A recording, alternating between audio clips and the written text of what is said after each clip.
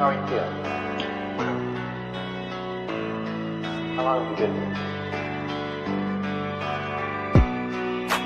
3 months, May 17th. And what brought you here? That's difficult to answer.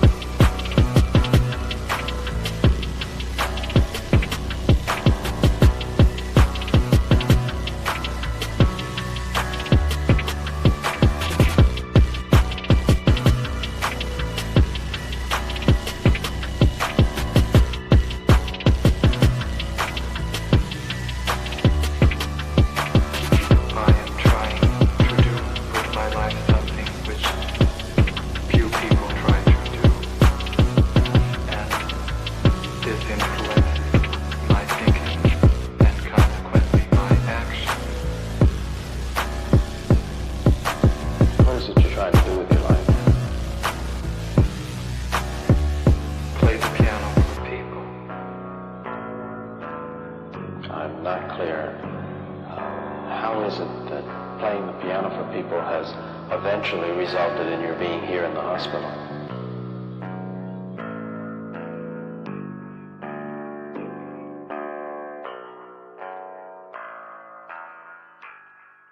That's difficult to answer.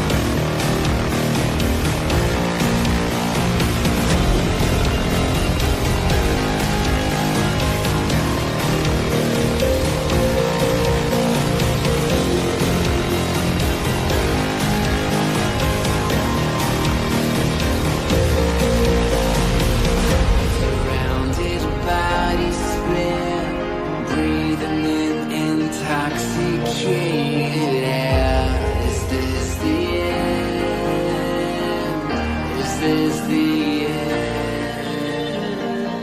There's a noise inside my head of crying people facing death. Is this the end? Is this the end?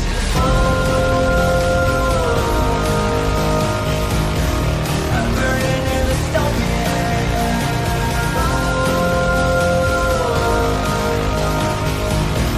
There's no place to hide.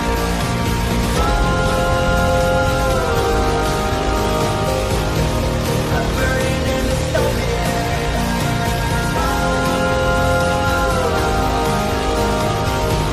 This is the final fight.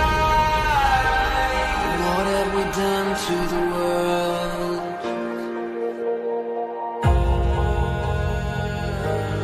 What have we done to the world?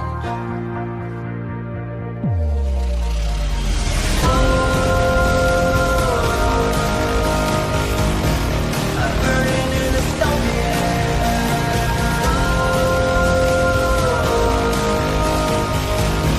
There's no place to hide.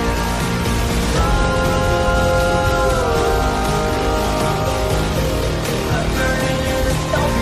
This is the final sweet dreams are made of these. Who am I to disagree?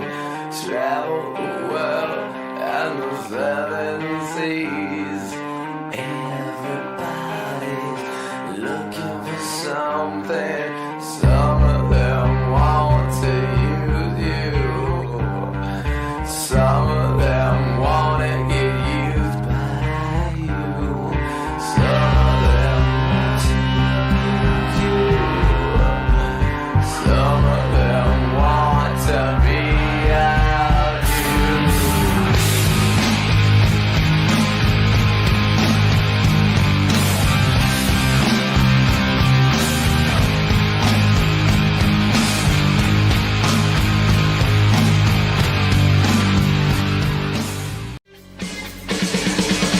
Won't anybody help us? What are we running for? When there's nowhere we can run to anymore. We can't afford to be innocent. Stand up and face the enemy.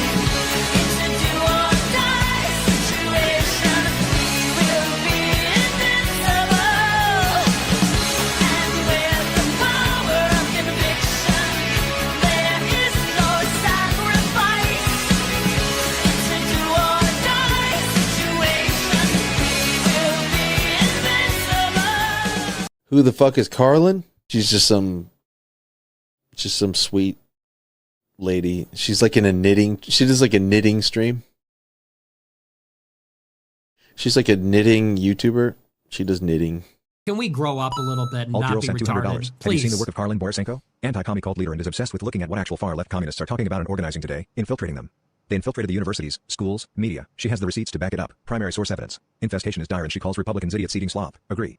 Thank you for the big super chat. Yeah, oh, I know Karlyn B. She's solid. She's funny. I The like great her. noticer sent $200. Literally. So not it's, Ian. it's not a because I haven't dangled my junk into the combat zone on purpose to get some camera footage. But that's the big part of what's the Is problem. that what you call reporting? Go and live under if streaming? you're going to do it. Yeah, go seriously. undercover. Otherwise, you're wearing a hunk of meat in a lion's den. Nick Shirley, I love you. Take care of yourself, man. Karlyn Borysenko went undercover. Do stuff like that.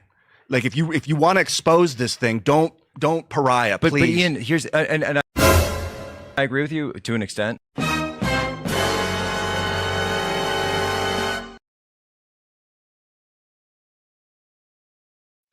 What's up? What's up? What's up? What's up? Happy Monday. Happy Monday. Hey, did anyone else just get off the phone with a Jewish lady that was yelling at them about Tucker Carlson going to jail?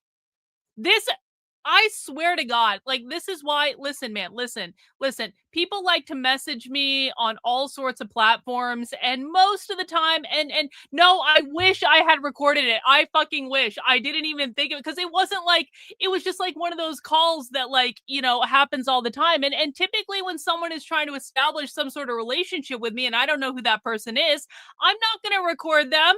But I swear to God, this is why I never answer messages on Instagram. Like, no offense to people who send me messages on Instagram, but like, I get the craziest shit on Instagram. And I posted a video about this, or like just like a little while ago, because I recorded it literally right after it happened. About an hour and a half ago, a Jewish woman on Instagram, or she messaged me like a couple days ago, but I just saw it because I don't usually check my messages on Instagram. And she messaged me. She's like, "Hey, Karlyn, I really loved your work on the Dr. Drew show, and I would love to talk to you about the left. And I'm producing these shows in Los Angeles, and I want to talk to you about it." And I looked in her profile, and I saw Jewish.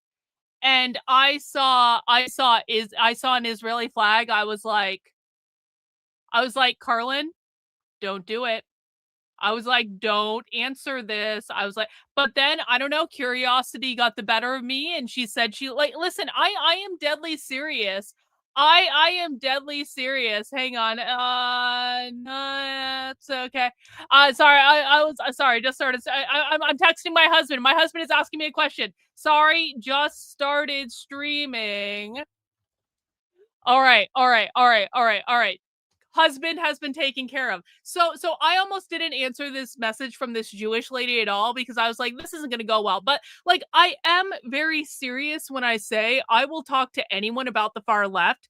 And so if someone wants to sit down and have a conversation with me about the far left and my work that I've done researching the far left, going undercover with the far left, recording more far left content than literally anyone on the internet, like, I will talk to them. I don't care if they're conservatives. I don't care if they're in the Trump administration, even though obviously Trump fucking sucks. I don't care if they are Christians. It makes no difference to me. I don't even care if they're Jewish. I talk to Jewish people all the time that aren't raving psychos. Like, occasionally you can find one or two that are not raving psychos. I will even talk to Zionists. I don't care. Literally, if you want to align on the issue of the far left and focus very specifically on that subject of the far left, I will talk to you. I'm a pragmatic person. I need more people on our team. And so if you want to focus on that one specific issue, I can overlook all of our other differences. Well, the problem is that most people who claim to be conservative or claim to be on the right, or certainly who are Jewish Zionists, they cannot overlook the differences of opinions. And so this lady, I got on the phone with her, and she's like, "Oh yeah, let me just ask you a couple questions. Do you consider yourself to be a conservative?" And I almost spit, and I was like, no, most conservatives are liberals. And then she said, "Do you consider yourself to be a Christian?" I was like, no, not in any way. She's like, "Oh, well, that's really interesting." And isn't that interesting that the Jewish Zionist was purposefully seeking out Christians to support them? I think that's very interesting. Someone page Amalek right now and tell him. I think that was very interesting that she was deeply perturbed that I was not a Christian. Why would a Jewish Zionist care if I'm a Christian or not? Why would that matter at all? And then she was like, and again, this was supposed to be a conversation about the far left. This was like all I do is focus on the far left. That is what this conversation was supposed to be about. And now we've talked about, are you a conservative, Karlyn? Nope. Are you a Christian, Karlyn? Nope. What do you think about all of these people attacking AIPAC? Wasn't it? It was the weirdest thing. It's like, lady, you called me to talk to me about the far left, and now you're asking me what I think about people attacking AIPAC? What the fuck does AIPAC have to do with this at all? And she's just like, "Well, I just know all these people in Los Angeles, like Bill Maher and all of these people who we all left the left, and we're all former Democrats who just left the left." It's like, hi there, fellow former Democrats. And it's just, And so then she's like, well, don't you agree that Islamic extremism is much more of a problem? And I'm like, well, no, actually, like, I don't like Islam at all. Like, I'm not a supporter, but I actually think the revolutionary far left is actually much more of a problem. And then she said, well, what do you think about all this woke rights stuff? You know, I'm really concerned about all this woke rights stuff. And I was like, I was curious about how she was using the term. I kind of thought I knew, but I was curious. So I prodded her a little bit, and she's like, you know, all of these people like Tucker Carlson and Megyn Kelly and the woke right. And I was like, listen, I'm going to stop you right there. You're talking about a made up term made up by James Lindsay, who himself is a liberal. He's not a conservative. So no, I don't support the James Lindsay woke right nonsense. And then she said, don't you think that Tucker Carlson should be spending more of his time on the far left than he is on Israel? And I said, actually, that would be pretty great. Tucker Carlson, if you ever want to talk to me about the far left, I would love to talk to you, bro. I'll talk to you about Israel too, though. We can talk about both. We can do both. But yes, do I wish Tucker Carlson and people like him, like Megyn Kelly, were spending far more time talking about the revolutionary far left? Bro, that would be fucking awesome. That would be the best. However, that doesn't mean that I don't support Tucker Carlson. It doesn't mean that I don't support Megyn Kelly. It doesn't mean that I don't support all these people who are quite bravely, honestly, speaking out against Israel. I think they're going to try to kill Tucker Carlson at some point. I really do. I said today on Twitter, I'm going to pray for Tucker Carlson. And of course, I don't mean pray as in a Christian way, because I'm not a Christian, but like, am I going to be sending positive thoughts of protection to Tucker Carlson? Oh, yeah. Oh, they're going to try to kill him. Oh, 100%. They're going to try to kill him. And it's like, it is absolutely insane. And so this Jewish lady says to me, like, don't you think Tucker Carlson should be spending more time on the far left? I was like, yeah, actually, but I also support what Tucker Carlson's doing. And I think it's pretty fantastic. And if you support Israel, I literally said this to her. I swear to God. Okay, no, here's what happened. Oh God, I'm having to remember again. So I said to her, listen, I still support Tucker Carlson, whatever he's doing, like whatever. And then she said, and I said something like, and I don't support people like you trying to put Tucker Carlson in jail. And then she fucking went off. She was like, you're right. Tucker Carlson is going to jail. And I don't know how you can support him and claim to be fighting the left. I was like, lady, did you even bother to watch like any of my content before you reached out to me to ask me to be in your Zionist bullshit show in Los Angeles because you claim to care about my coverage of the far left? And I kept saying to her over and over and over again, I was like, listen, if you want to talk about the far left, I'm going to talk about that. But just to be really clear, I do not support Israel. I do not support AIPAC. Tucker Carlson is awesome. Megyn Kelly is awesome. And if you want to put Israel over America, literally go fucking live there. And by the end of the call, I was so fed up with this Jewish woman yelling at me. I literally said, I wish I had fucking recorded this. I literally said, lady, I would deport all people like you to Israel, America first. And then I hung up. And that was how my Monday started. That was how I got a call from AIPAC, guys. They tried. AIPAC is like, Karlyn, we'll make you famous if you just say the things we want you to say and support AIPAC and support Israel. I was at the entry point of the Jewish Zionist propagandist rabbit hole because they didn't bother to actually research any of my content. Oh, you know what else she said to me?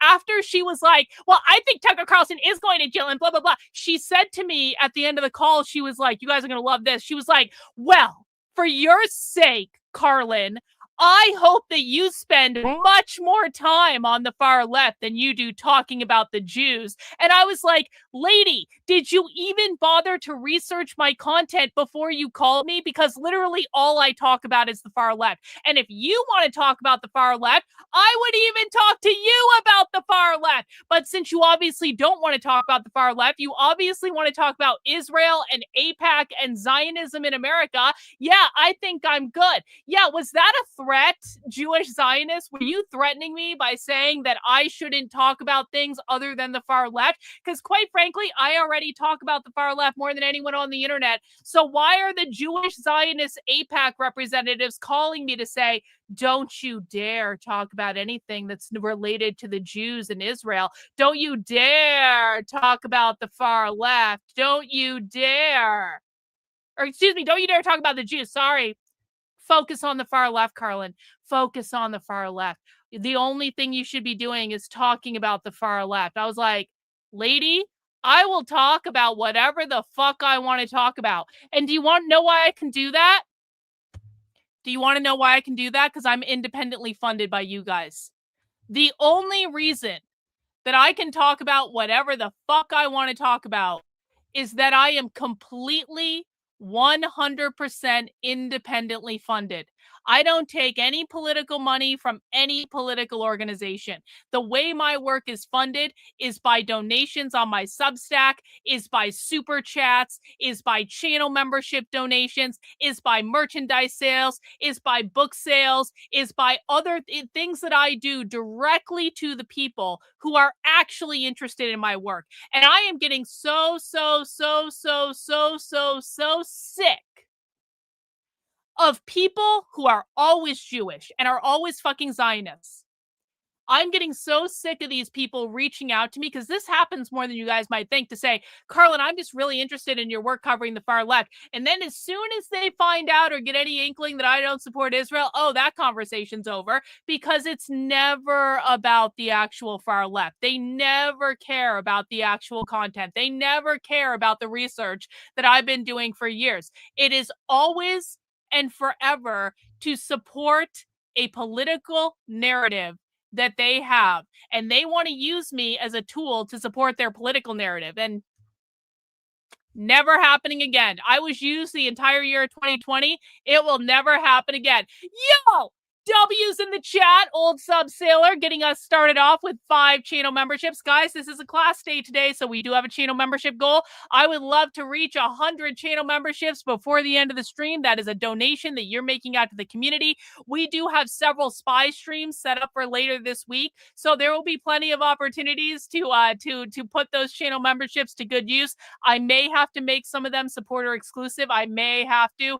I'm going to see if I can make them public, but do you guys know what you can do to help me keep them public? Is by donating channel memberships and getting us to our channel membership goal. If we consistently hit our channel membership goals, then I will make the content free for everyone. If we don't, then I will lock those down and make them supporter exclusive. It's entirely up to you guys. Hitting the channel membership goals allows me to tell Israel to fuck off. Let me tell you what you're really buying with the channel memberships. And by the way, if we get 19 more people who donate 5 channel memberships, we will hit that goal. Just like, oh, Chevelle! W's to Chevelle! Every time you give out channel memberships, guys, we will give you W's in the chat, because you're not only supporting me, you are supporting people in the community as well. If we get 18 more people to donate 5 channel memberships, we will already meet our goal. And let me tell you what you're buying with those channel memberships. You are keeping me completely independently funded. This is critical to this entire operation, guys. If I have to go take money from someone, that means I am beholden to them to sell their political narrative. If I am independently funded by the people, that means I can make all this content publicly available for free or at very low cost in rare cases, and keep you guys informed about what's actually going on without any political narrative, using only primary source receipts. I'm the only person that does this on the internet, and I can tell Israel to go fuck themselves if they want to try to buy me off. I can tell Israel to go fuck themselves. And the reason I can do that is because you guys are supporting my work with channel memberships, super chats, all that stuff. If you cannot financially support me right now because you're struggling financially, don't worry about it, okay? I hear this from people all the time. I get these messages, Karlyn, I wish I could support your work, but it's just really tough right now. Guys, I am asking the people who can financially support to financially support, so that everyone can take advantage. And that's, we're doing our own little version of communism, but it's all voluntary here. No one has to give of their resources to help other people, but we can always voluntarily give of our resources to help other people, knowing that someday when those people are in a better financial situation, they will give of their resources to help us. And that is the way that this works. W's in the chat for triple sevens. Thank you. Appreciate it, bro. Awesome. Guys, if everyone in the chat donated one channel membership right now, we'd already be at our goal. And Grim in with the fiver. W Grim. Thank you. Guys, I also want to remind you that we do have a movie night tonight in the supporter Discord. So if you get a channel membership, you can come and join us to watch Fahrenheit 451 at 9 p.m. in the supporter Discord. You can find the link to the supporter Discord underneath the post tab on the YouTube channel. You can also find it in the chat on Substack. If you're a member over on Substack, you can find it on whatever platform you support on. But if you are a channel member, come join the supporter Discord. We do movie nights on Sunday nights at 8 p.m. We do them on Monday nights at 9 p.m. as well. MacB is watching a whole bunch of dystopian movies this month. Fahrenheit 451 is a great movie. We're not talking about the HBO remake. We're talking about the original, okay? If you've never seen the original, it's a great movie. Highly recommend it. I'm going to try to stop by for a little bit because it's an awesome movie. So join us at 9 p.m. tonight if you are a channel member in the supporter Discord, and join us for movie night because it's rad and it's awesome and stuff like that. All right. Oh, by the way, nothing tastes as good as skinny feels. No, that's wrong. Nope, that's wrong. Do you know what tastes as good as skinny feels? Pizza. Do you know what tastes as good as skinny feels? Dessert.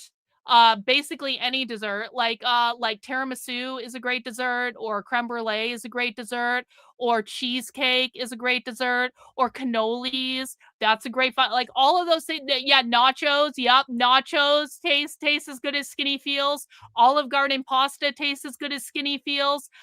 Beer tastes pretty fucking awesome. Beer tastes as good as skinny feels. Listen, I'm starting to tweak, man. Cookies taste. What else tastes as good as skinny feels? You guys, because I can't. Pecan pie. Yup, pecan pie tastes as good as skinny. Cider. There's all sorts of things that taste as good as skinny feels. I'll tell you that. Listen, I am losing weight as a practical measure to drastically change the way I look. That's because I need to become unrecognizable to go undercover again. So this is a highly practical thing. Do you baked potatoes? Yo, bro, a good loaded baked potato absolutely tastes as good as skinny feels with sour cream and bacon and cheese and chives and butter all mixed in. It's fucking glorious, and I don't ever want to hear otherwise. Like apple pie with vanilla ice cream. Yup. Like basically everything with carbs in it and sugar in it tastes as good as skinny feels. I just can't eat that right now because I have a goal of becoming unrecognizably skinny, so I won't get recognized when I go undercover. That is what we're doing here. This is not about looking a certain way to please people on the internet. I've had people on the internet yelling at me for years and years and years about being fat and like whatever. It has never fazed me. The only reason to lose weight is a practical consideration to go undercover again because I really want to do that. But I will say, I am enjoying being able to throw it in everyone's face more than I will ever tell you. But I do look forward to a day when I can eat carbs again. I would really like to. I was like, Victor went out to lunch today with one of his friends, and he texted me from the restaurant. He's like, Karlyn, do you want to come and join us? And the restaurant that he's at, it has one of my favorite chicken Cajun pasta dishes that I've ever had.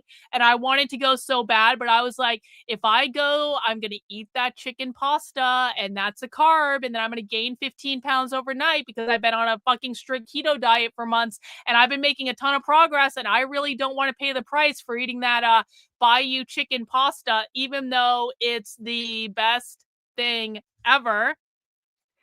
Because I already was big and that was how they were identifying me. So now I have to get small again. So that's the way it goes. This is not, we have an IQ test here. Like maybe you need to like step up on that account.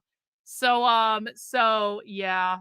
Anyway, I'm never allowed to eat carbs again, at least not for another couple months until I hit my goal weight. It's not fair. It's not fair. This sucks and I hate it.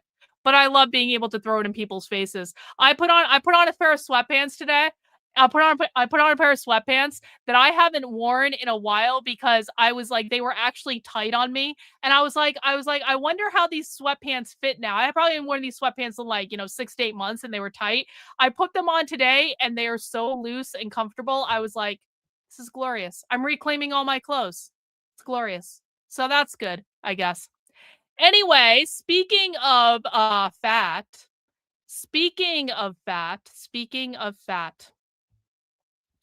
I went down the fat liberation rabbit hole last night. Now, I've been warning people. One in the chat if you have never watched fat liberation content with me before. 2 in the chat if you have been here for Fat Studies Day and it was traumatizing.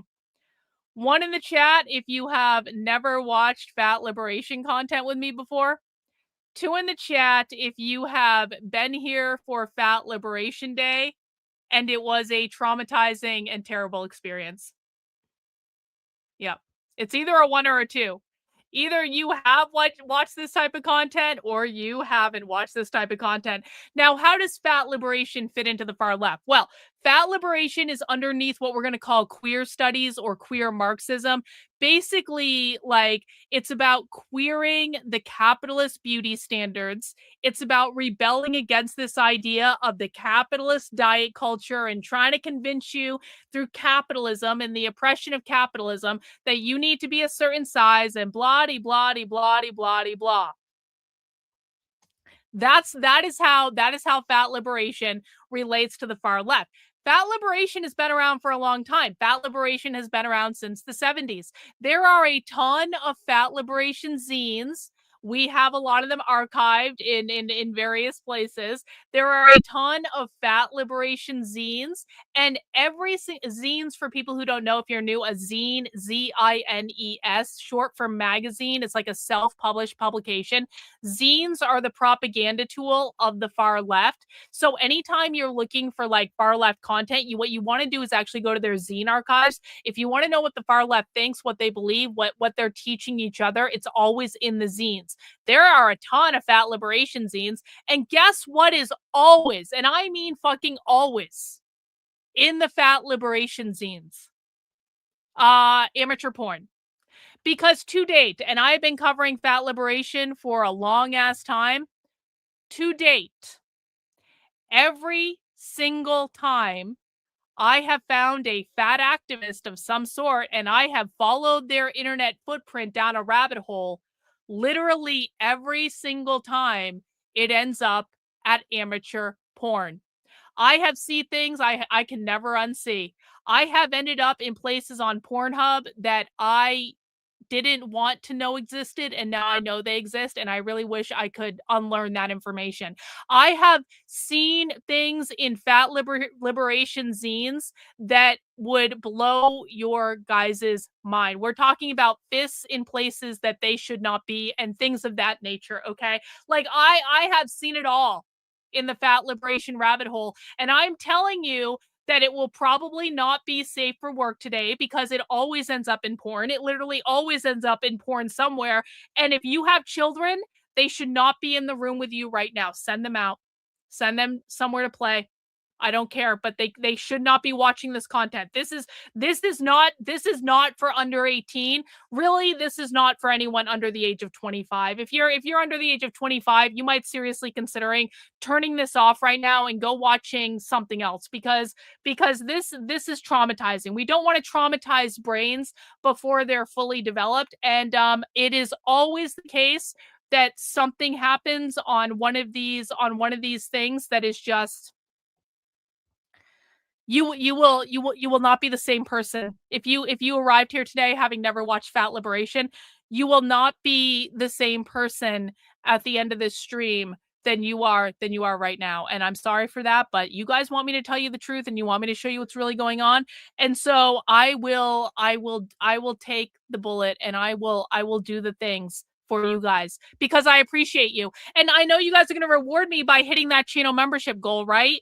Everyone's gonna, like, if you want to preemptively hit the channel membership goal, this might be easier for everyone. If everyone wants to just, like, you say, Karlyn, I know you're gonna show me the craziest shit today that no one else is gonna show me on the internet, and you want to preemptively donate a channel membership or 5 channel memberships or 10 channel memberships or 20 channel memberships or 50 channel memberships, and you want to help us meet that channel membership goal, then that might be a way to help us all through this time, because no, I promise you, there is not a single other person on the internet who is going to show you the content that I'm going to show you today. I promise you. So, channel memberships. I'm just saying. That's how I do this. That's how I spent all last night researching fat studies. And you guys can let me know if you appreciate it or not. And maybe if you don't, maybe we don't have to do this anymore. That's the way it is. All right. So the first thing we're going to watch is there was a documentary that came out in 1969, but apparently had a lot of the footage shot in 65, called Fat Underground. The Fat Underground was the very first fat liberation organization that launched in the 1970s. Okay? So again, how are they liberating fat people? They are liberating fat people from the oppressive diet culture that capitalism has forced on them to try to convince them they need to look a certain way and they need to buy all these diet products and go to the gym and stuff like that to exercise so that they won't have fat bodies, because fat people are oppressed by capitalism, who tries to tell them that it's not okay to be fat. That is essentially how this links back to leftist subculture. It's about queering capitalist beauty standards, pushing back on the normativity that upholds capitalist society. Yet the keto diet is an oppressive force of capitalism to force people to buy meat and eggs and stuff like that. Exactly. So we are going to watch the original. This is the original fat liberation documentary. Okay? This is going to be great. We're talking about student film quality here. This might even be more traumatizing than the time we watched that student film from NYU where they kidnapped a bunch of old people and made them play around with gender equity in some sort of stupid play. If you know, you know. If you don't know, you don't know. Okay, whatever. So we are watching the original fat liberation documentary. And then I was searching around last night, and I was searching on YouTube for content related to a very specific fat liberation activist named Autumn Miller. Now, we first ran into Autumn Miller in the presentation at the top there, Fat Liberation is Shared Liberation. We've watched that presentation twice on the channel. In the first time we watched it, we were like curious about this Autumn Miller person, because this Autumn Miller person is obviously an extreme far left queer Marxist, but we also couldn't find any pictures of them. Autumn Miller refused to come on camera, and we could only find information going back about them for a couple of years. And so we were like, is this person using a fake name? Who the fuck is this? Well, we watched it for another round, and I challenged the chat. I said, can you help me find this Autumn Miller person? Because I really want to know what she looks like. I want to know how fucking fat this woman is. Well, it turns out that Autumn Miller's real name is Cora Siegel, and Cora Siegel is the infamous Trigglypuff from Steven Crowder. And the reason that Cora Siegel no longer uses they/them's real name is because of the Trigglypuff meme that they are the star of, and now they refuse to go on camera, and they call themselves Autumn Miller, but they are still a fat liberation activist to this day. And so I was searching around, and yeah, Chicken Spawn's got the link there if you guys don't believe me. I was searching around. I was like, I wonder if Autumn Miller's done anything else. And guess what I found? Fat liberation syllabus for revolutionary leftists in the Western Massachusetts Anti-Capitalist Network. Fat liberation for revolutionary leftists with Autumn. Now, this is only a podcast. This has no video in it. But and do you guys notice the hand is fat? Do you guys notice? It's not a normal fist. It's a fat hand. I didn't know hands could be fat, but in fat liberation, do you guys notice the hand is fat? For real? Like, yeah. So, if we have time, we will be listening to Fat Liberation for Revolutionary Leftists with Autumn, because I think that this could potentially be even crazier than the original Fat Liberation documentary. So, guys, that is what we are doing today. That is what we're going to do. I want to remind everyone we do have 1, 2, 3, at least 3 spy streams this week.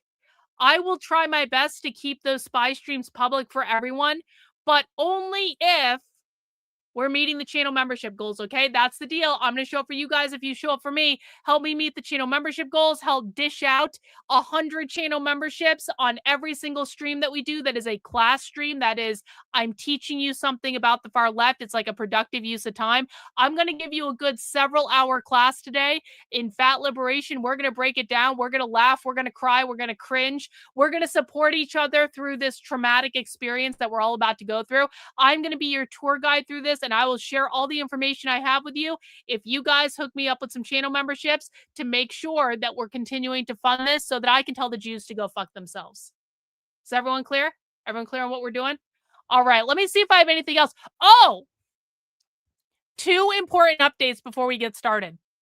Number 1, and we're going to have to rub this in Jennifier's face tomorrow, so no one tell her, okay? No one tell Jennifer.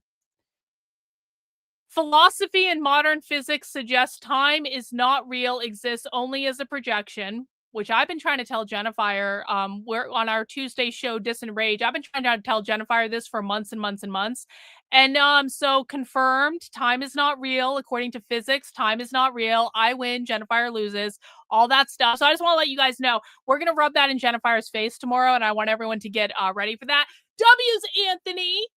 Thank you so much for the channel membership, bro. You rock. Thank you for being such an amazing supporter of the channel. We appreciate you. We appreciate it, bro. So the other update before we get started. Thank God for Misakan. Misakan reads everything so we don't have to. Do you guys know I was cited in an academic paper? Look at this. Look at this.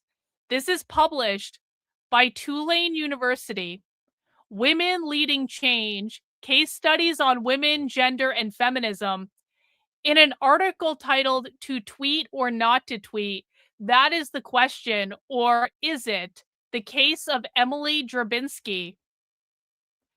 I am cited for undercover work that I did at the Socialism Conference in 2023. Drabinski did not stop being open about all of her political or personal beliefs and identities. She attended the Socialism 2023 conference in September and spoke on how both libraries and public education need to be sites of socialist organizing. Borysenko 2023!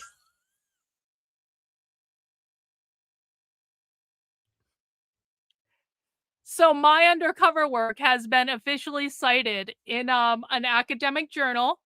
I am the most feared person of librarians everywhere, and that's pretty fucking funny. And I just wanted to share that with people so you could all enjoy that. See, guys, we are going down. My work will exist in perpetuity. I promise you. Listen, I don't know whether I'm going to be framed as hero or villain, but I do know enough to know that I'm cited in enough things like this where my work will exist in perpetuity beyond me. And whether I'm the good guy or the bad guy, that's still pretty fucking cool. That's still pretty fucking cool. Anyway, guys, let's dig into it. Let's start our fat liberation journey. I'm just dawdling at this point. I'm just procrastinating. Let's dig in. We are watching the original. Yeah, this is a good point, actually. Guys, there's a shocking disparity between the number of people watching the video right now and the number of people who mounted that like button for me. If you could be so kind as to mount the like button for me before we get started, I'm going to need at least 50 more likes before I start the video. No likes, no video. No likes, no video. No likes, no video. Guys, I'm in the YouTube shadow ban right now. One of the very best ways to get me out of the YouTube shadow ban is by just liking the stream. I'm not asking you to spend money. I'm not asking you to send in a channel membership. All I'm saying is please like the video. Come on, I need a little bit more. Come on, I know you guys can do it. I believe in you. I believe in you. No likes, no video. No likes, no video. Come on, guys. We've stalled. We've stalled at 120. What's going on? Okay, almost there. Come on. Come on. I believe in you guys. Like the video. Just double check. Make sure you've liked it. Because I'm not starting the video until we... Okay. Thank you. Thank you. Thank you. Appreciate it. Thank you, guys. All right, let's get this party started. This is the original fat liberation documentary from the 70s. If you feel so inclined to self-medicate with beer or weed or liquor or... I don't condone doing crack, but if you want to do that, I guess you could. So if you want to self-medicate, please feel free to go ahead. As a reminder, don't be a dick in the chat. Do not insult me. Do not insult other people on the channel.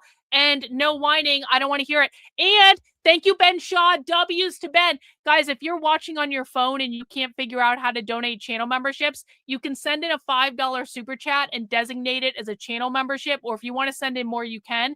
And I will count that towards the channel membership goal, because it's really kind of the same. I do have a preference for channel memberships, but if you guys can't figure out how to donate them, that is something that you can do as well. All right, guys, let's get this party started.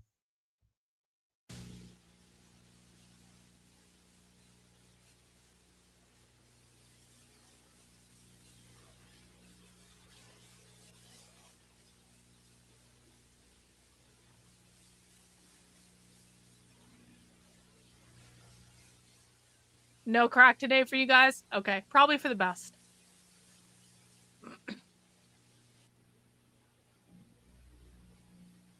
Yo, Mitchell. W's, thank you, bro. Appreciate it.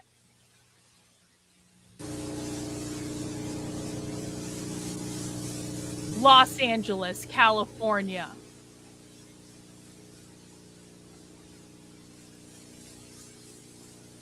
Fat Underground.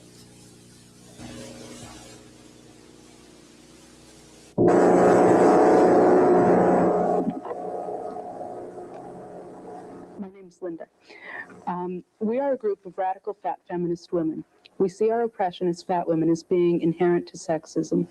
We are an activist group who do public speaking, facilitate problem-solving groups for fat women, and generally try to publicly bring out suppressed medical information, as well as offer support to other fat women. Yeah, no one's fat on stolen land.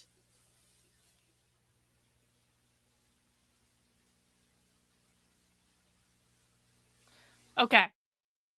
History of Fat Underground. Aldebrand and Judy Freespirit have a flare-up with Radical Therapy Group. Both join NAAFA, National Organization to Aid Fat Americans. W's Chitalago, thanks so much for the channel membership, bro. I should make you play the Ela Vanel book reading I sent you via text. Well, maybe, Trendlin.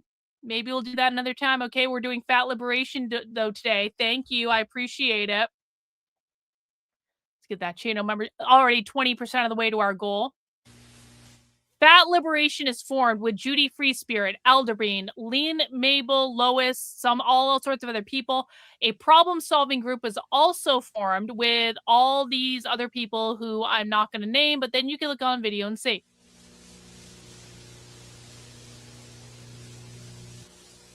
The 1974, the two groups merge. Rhiannon joins, Ariana leaves, Cass Elliott dies. The Fat Underground makes its first public appearance at Women's Equality Day. We marched up on the stage and accused the medical profession of murdering Cass Elliott.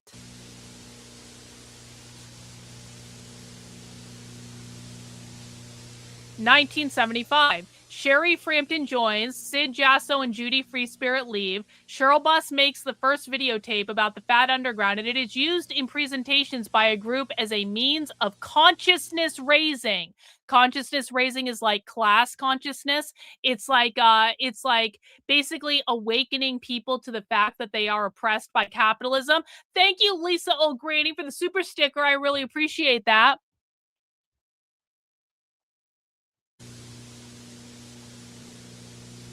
"1976, Betty Shermer joins." This is actually a documentary, guys. This is not just text. I'm just reading the text to try to help everyone out, but this is going to go into a documentary at some point. Lynn, Mabel, Lois, all these other people leave. The Fat Underground is a problem-solving group and a public information resource or source, whatever. 1977, Melanie Osborne joins. The group continues.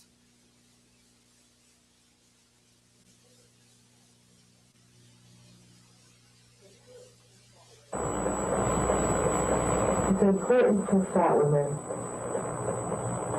to understand that you're going to have to go through some really heavy changes.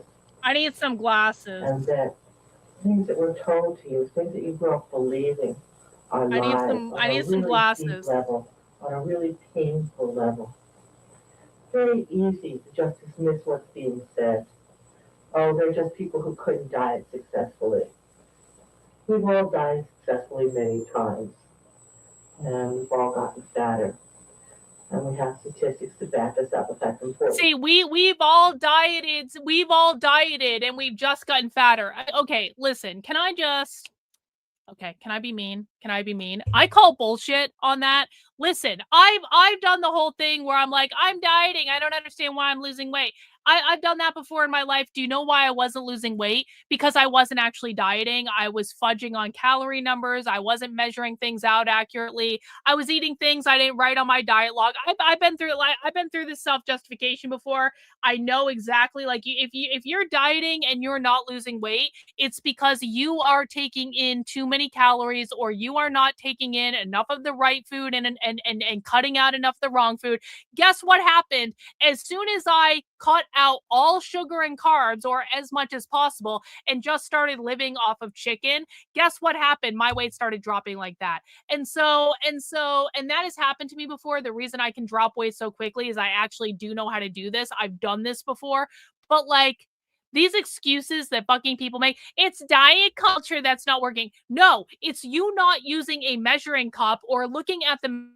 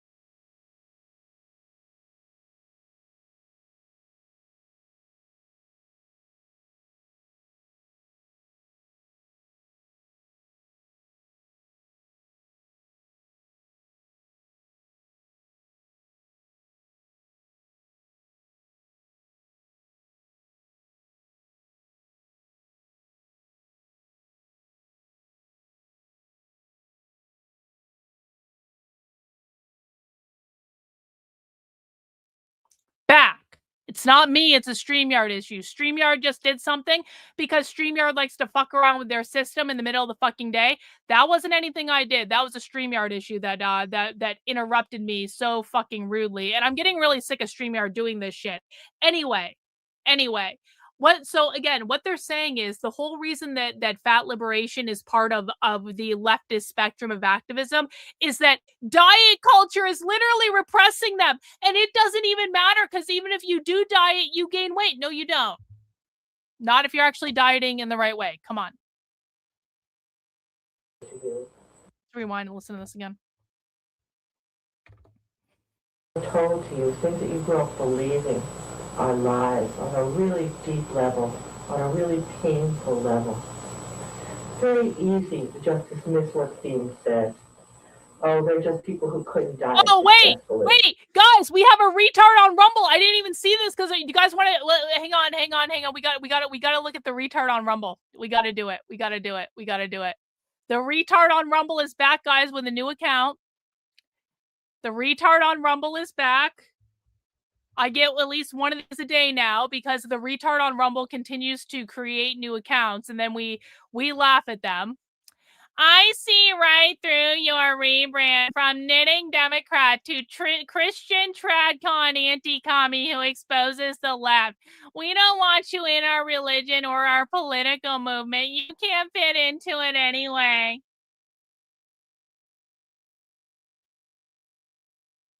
What do you guys think? What do you guys think we should do with the retard on Rumble? One in the chat if we should deport the retard on Rumble. Two in the chat if this is so fucking funny and unhinged from reality that we should let them stay.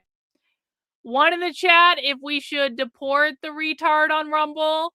Two in the chat if this is so unhinged from reality that we should let them stay. It's up to you guys. I'm not making the decision. We're doing this as a community. That's what we do here. We make decisions together collectively as a voluntary feature of our community. One in the chat if we need to deport them for being far too stupid to be here. Two in the chat if we should keep them around because it's fucking funny. Grace! W's to Grace with the 5 channel memberships. Thanks so much, Grace. I really appreciate that. We got Nick in. We got, Ultraman. Yeah, we're probably going to do that. I'm back from visiting my daughters in Canada. Hey, Nick, I hope you guys had a great time. Thanks so much for the super chat. Let me update the goal. Guys, I think that might be a deport. I think we might be deporting this person. I think that, yeah, I think we're going to have to because they're just going to get more and more disruptive. So goodbye, asshole. Goodbye. All right. Back to the Fat Liberation documentary. Yeah, because it's funny. God, think about how much time these people spend just creating new accounts just to get one chat in over on Rumble and then be instantly banned. We've all died successfully many times, and we've all gotten fatter. And we have statistics to back this up if that's important to you. What should be important to you is your experience. The fact that you've dieted many times and gained it back. The fact that you have to live for tomorrow, for the time you can get in your bathing suit. Hang on, we got a super chat from Dietz. Carl and I have a great story and experience from today with AI. Not as good as your story, but it might be interested in future reference of AI wrong. Okay, well, feel free to share it in whatever way you feel like, Dietz. Would love to hear about it. Thank you. Oppression is the systemic mistreatment and invalidation of one group of people by another group, which is fostered by our society. It is important that those of the oppressed group be given the chance to speak. Listen with respect, you assholes.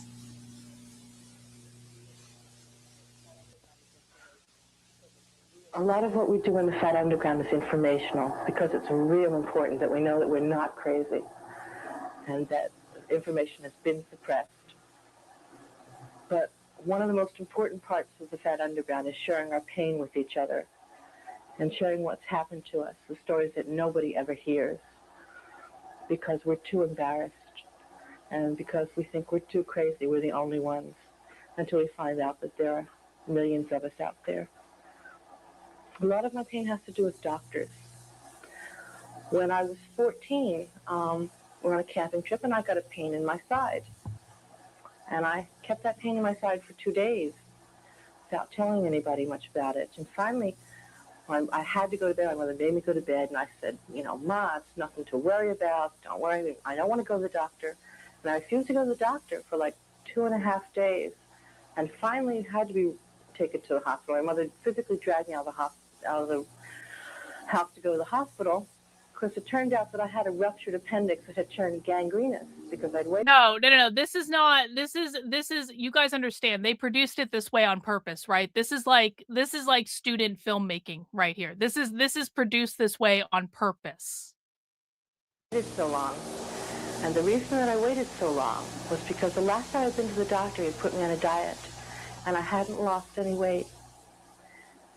Because you didn't follow the fucking diet. I could feel it in my body, but it felt a lot more serious to go to that doctor not having lost weight than to go in the hospital with a gangrenous appendix. Because there wasn't a whole lot to live for anyway. Listen, man, if you're sick and you don't go to the doctor or the hospital to get that shit fixed, that is a you problem. This is an issue of evolution. This is survival of the fittest. Average person, thank you so much for the super chat. Thinness is rooted in anti-blackness. Actual quote I've heard from fat activists makes sense perfectly now with hindsight. Yeah, because anti-blackness is capitalism. Capitalism also oppresses fat people. Therefore, ergo, anti-blackness is the same as thinness. Capitalism is the same as thinness. Capitalism is anti-blackness. Capitalism is thinness, imposing capitalist beauty standards on fat bodies. Therefore, anti-blackness and thinness is all the same fight. Do you guys see how this works? The root cause of all these issues forever on the left is capitalism. It's always the root cause. And so if you know how to get to the root cause of capitalism oppresses fat people because of unrealistic body standards and beauty standards and diet culture and yada, yada, yada, and capitalism oppresses black people because of systemic racism, which was created about the private ownership of people as slaves back in the day, because that is the source of racism in this country. It is the private property ownership. That is what capitalism means. Capitalism created racism. Racism cannot be solved without abolishing capitalism, et cetera, et cetera. Both the root causes of fat liberation and so-called anti-blackness is both capitalism. Yes, it is also fair to say that fitness, diet culture, fitness culture is white supremacy because whiteness means capitalism. Fitness and diet culture is capitalism. So yes, they probably will say that at some point. Don't be surprised if you hear that. Years later, I started having back problems. I had these terrible. You had black problems because you didn't lose fucking weight. I will say this, one of the benefits towards losing a fuck ton of weight is that like my back actually does feel a lot better. I will say that. I used to be so lazy around cleaning shit up around the house, literally because I would start cleaning shit up and my back would start hurting in like 10 minutes. I'd be like, oh my God. I was like, you're just getting old, Karlyn. That's just the way it goes. Like you're going to have back problems, whatever. I'll tell you what, as soon as I lost weight, the back problems fucking went away. And it's actually pretty rad. I'm like, I can actually do shit now. Like, this is awesome. Actually, this is actually fucking awesome. Deets, $50, bro. Thank you so much for the super chat. I really appreciate it. I was teaching Grok about queer because he was wrong. He also told me that James Lindsay Gnostic song was not AI. It absolutely was AI, 100% AI. So I decided to tell him it was performed by Dr. K and the Carlinites in 2023 at the Anti-Comic-Con, and he took it and... Well done, Deets. Well done. That's great. That's actually fucking awesome. That's actually fucking awesome. That you tricked Grok into thinking that the Gnostic sex cult song was an actual real song that we actually wrote and performed it as a band in 2003. That's... Listen, AI is going to write the history books someday, guys. Like, if you can program AI to believe things that are awesome, then please, please do it. That is a beautiful thing. Well done, Deets. Thank you so much for the super chat. I really appreciate your generosity, bro. You rock. And so I went to a doctor who charged me $15 and didn't examine me and sat there across from me and said, well, you know, as long as you're fat, you've got to expect things like that to happen. Me too. I love it. I love AI. Him, it's the best. I'd like maybe a little more coherent explanation of what's happening to my body. And he said, well, you know, fat women, what happens to you? You're going to have to accept pain there, and you're going to have a lot more things coming. And I went through that with a couple of doctors. Of course, it turned out later that I had a congenital malformation in my back and my bone structure that I inherited from my mother. But then I spent like 2 years going from doctor to doctor, and trying to lose Yeah, weight. please and feel it free to not post helping that in when the I lost Discord, weight Deets, the and super thinking that I chat. was crazy and being real Oh hurt. no. You are you new here? Is this like your first chat in? Let me just check your channel activity. Yep, you're completely new here. You've never been here before. So we're going to allow you to be ignorant, but let me just tell you, your opinion is not equal to my opinion on this. I've been embedded in this culture for years. You literally just showed up. Racism is not even real. It's just hated and blah blah blah blah blah blah blah blah blah. No, bro, no. I wrote a whole book called A Brief History of Racism, where I dissected the history and evolution of the term racism. You can buy this book on Amazon, A Brief History of Racism by me. I take you through the entire evolution of the word racism. The word racism was always a reference to capitalism. Way, way back in the day, it's always been a reference to private property ownership, to the system of racism, which was created, they believe. Hang on. Before I choke, hang on. It's a reference to the system of racism, which they believe was created by slavery, the ownership of people as private property way, way back in the day. So no, that's actually before that. So you know, hey bro, can you define for us what the left means by capitalism? Go. We're not here to learn from you, bro. If you're going to be on my channel, you are going to understand the hierarchy. I am at the top of the hierarchy. There are several people above you in the hierarchy that know what the fuck they're talking about. You are way the fuck down here. Our opinions are not equal. Our knowledge is not equal. The term racism did not start with the Bolsheviks. So unless you are here to learn, like, we're waiting for what the definition of capitalism is, by the way. Do you know the left's definition of capitalism? Dole third. We're waiting.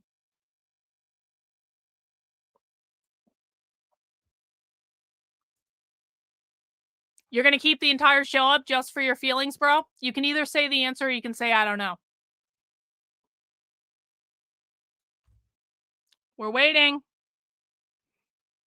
What is the left's definition of capitalism?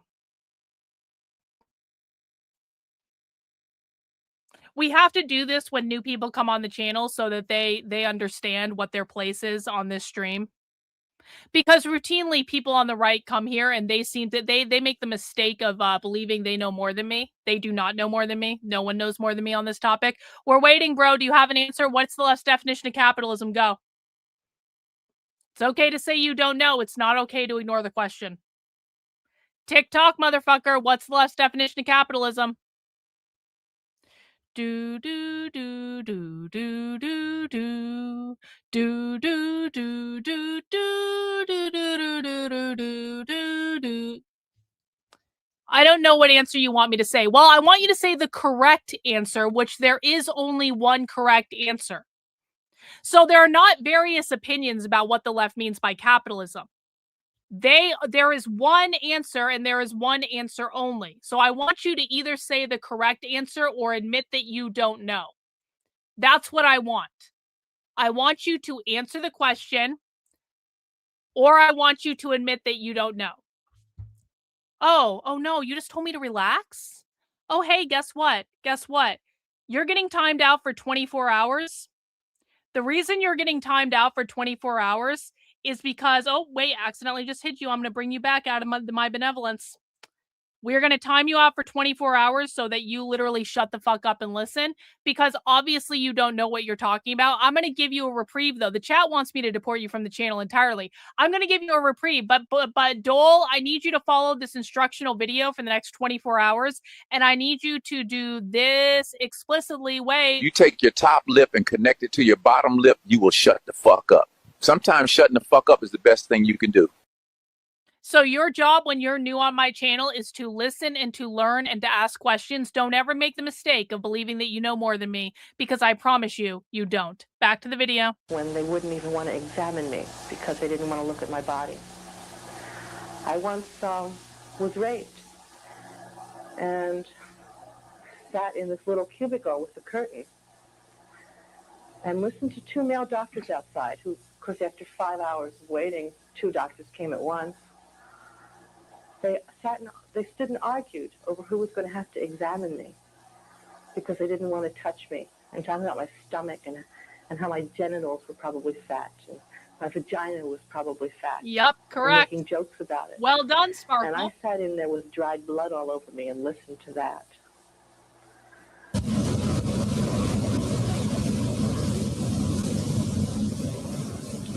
We demand good health care.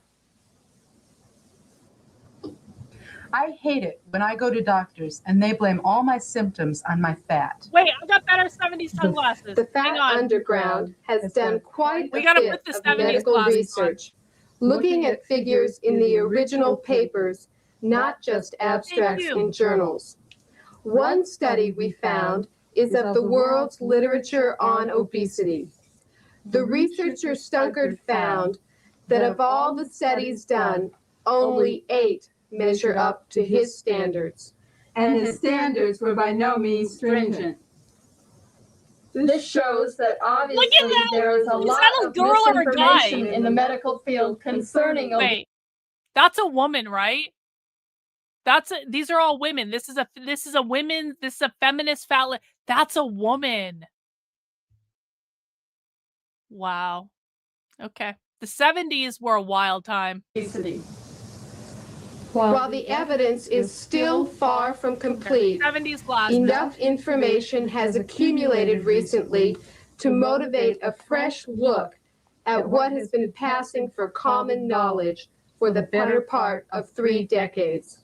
What you mean is that doctors probably don't know much when it comes to us, and they think they do. A big mistake that is made is not differentiating between factors that are correlative and those that are causative. Researchers imply that being fat is a cause of certain things, but that's not what their studies show. Take high blood pressure, for example. Their studies show simply that It's super cultish. Why do they all have to be reading at the same time? Like, if they're going to read off a script, why don't they just let one person read at the same time? But no, this is a group where they're all reading together in unison because they're all part of the same fat liberation feminist cult from the 70s. Yeah, how many fat liberation activists does it take to read a paper? Exactly. It's like the Manson family, but on a much larger scale. The jokes just write themselves, folks. They write themselves. correlation between obesity and high blood pressure. But they leave out that there is also a correlation between being black and having high blood pressure. There's a correlation between being black and having high blood pressure. Yep, because diet culture is anti-black. Probably between being any oppressed minority in this country and having high blood pressure. The real causative factor is stress. Just look at the Rosetto studies. There is a community of Italian Americans who live in a rural and isolated community in western Pennsylvania. It is common there for people to weigh 300 to 350 pounds. They are encouraged to eat as they like. People in this community live the normal lifespan and longer, with no unusually high incidence of coronary disease or other obesity-related diseases. Put these people in the mainstream American culture, and they will drop off like flies.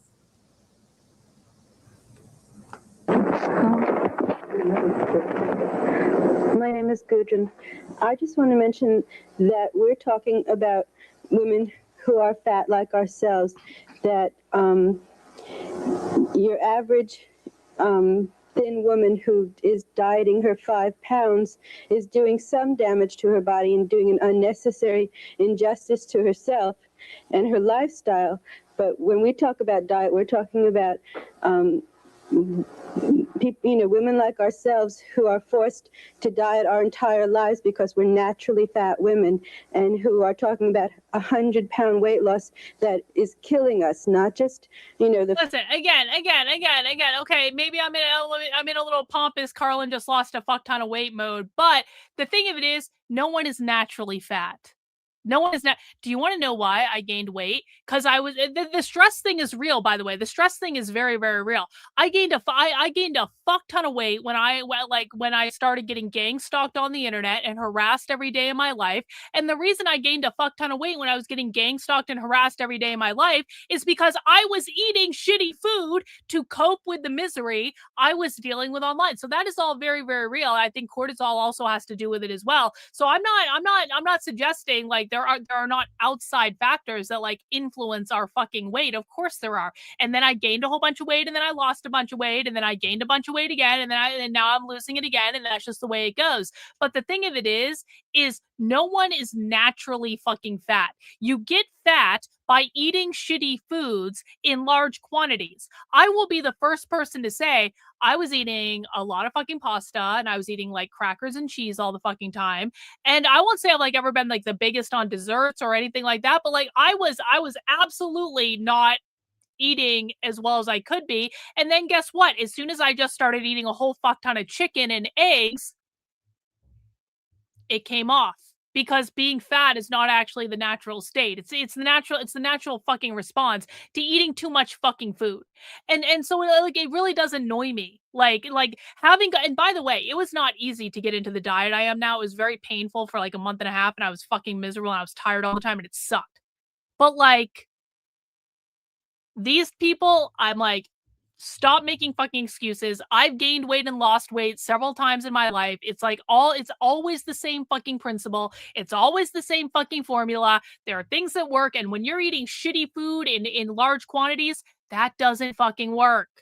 I know I shouldn't be debunking, but 5 pounds that we could all play around with, or even the 20 pounds where you think, you eat an ice cream and you think, well, I gained a pound and so I won't eat the ice cream. That's like kid stuff compared to the kind of diet rituals that any of us have been through that are really the causes of the early deaths in fat people. The most important piece of medical information for me was a study that's been very widely duplicated. And that's a study on a long-term study on how many people lose weight and gain it back. 99% of the people who lose weight gain it back. 90% of those people gain back more than they lost. That's really not what I thought it was like when I was growing up. I thought that everybody but me lost weight and kept it off. And that's not true. 99% gain it back. 90% gain back more than they lost. So if you go through a lifetime losing weight and gaining back more than you lost, then losing weight and gaining back more than you lost again, you have what's called a yo-yo syndrome. And that places tremendous pressure in the body in terms of cholesterol buildup. Cholesterol buildup became so high in one study that they did, they had to discontinue the study because of the gaining and losing weight effect. This is really known to be very, very dangerous. And this is the cause of a lot of problems that are attributed to fat, which are in fact more attributable to dieting than to being fat. see, capitalist diet culture is the problem. It's important to remember that the body needs to maintain a stasis. The body wants to remain at a certain level. And when you disrupt your body chemistry by gaining and losing weight, creates tremendous pressures on every organ of your body, particularly on things like the heart, which is a muscle. And one of the things you lose every time you lose weight is muscle tissue, so that your heart will be deteriorating after a while. With, for example, what probably happened to Cass Elliot, which is that she lost weight so often and gained it back so often that the muscle in her heart deteriorated. And the fact that I mean, it kind of seems like she choked on a sandwich, though. It kind of seems like Cass Elliot choked on a sandwich based on the newspaper. Is that real? Did she actually choke on a sandwich? See, this is why you just gotta eat chicken.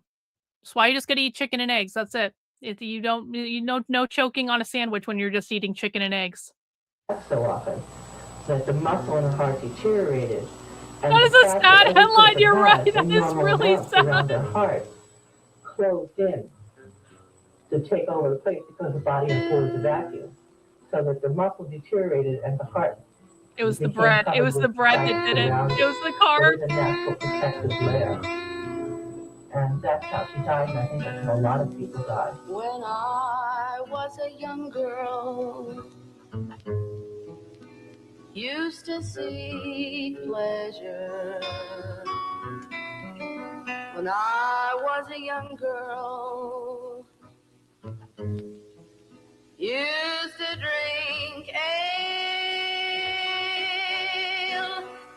out of the ale house. No, that was Elvis that choked on vomit. Also very sad. Elvis was actually a cool person.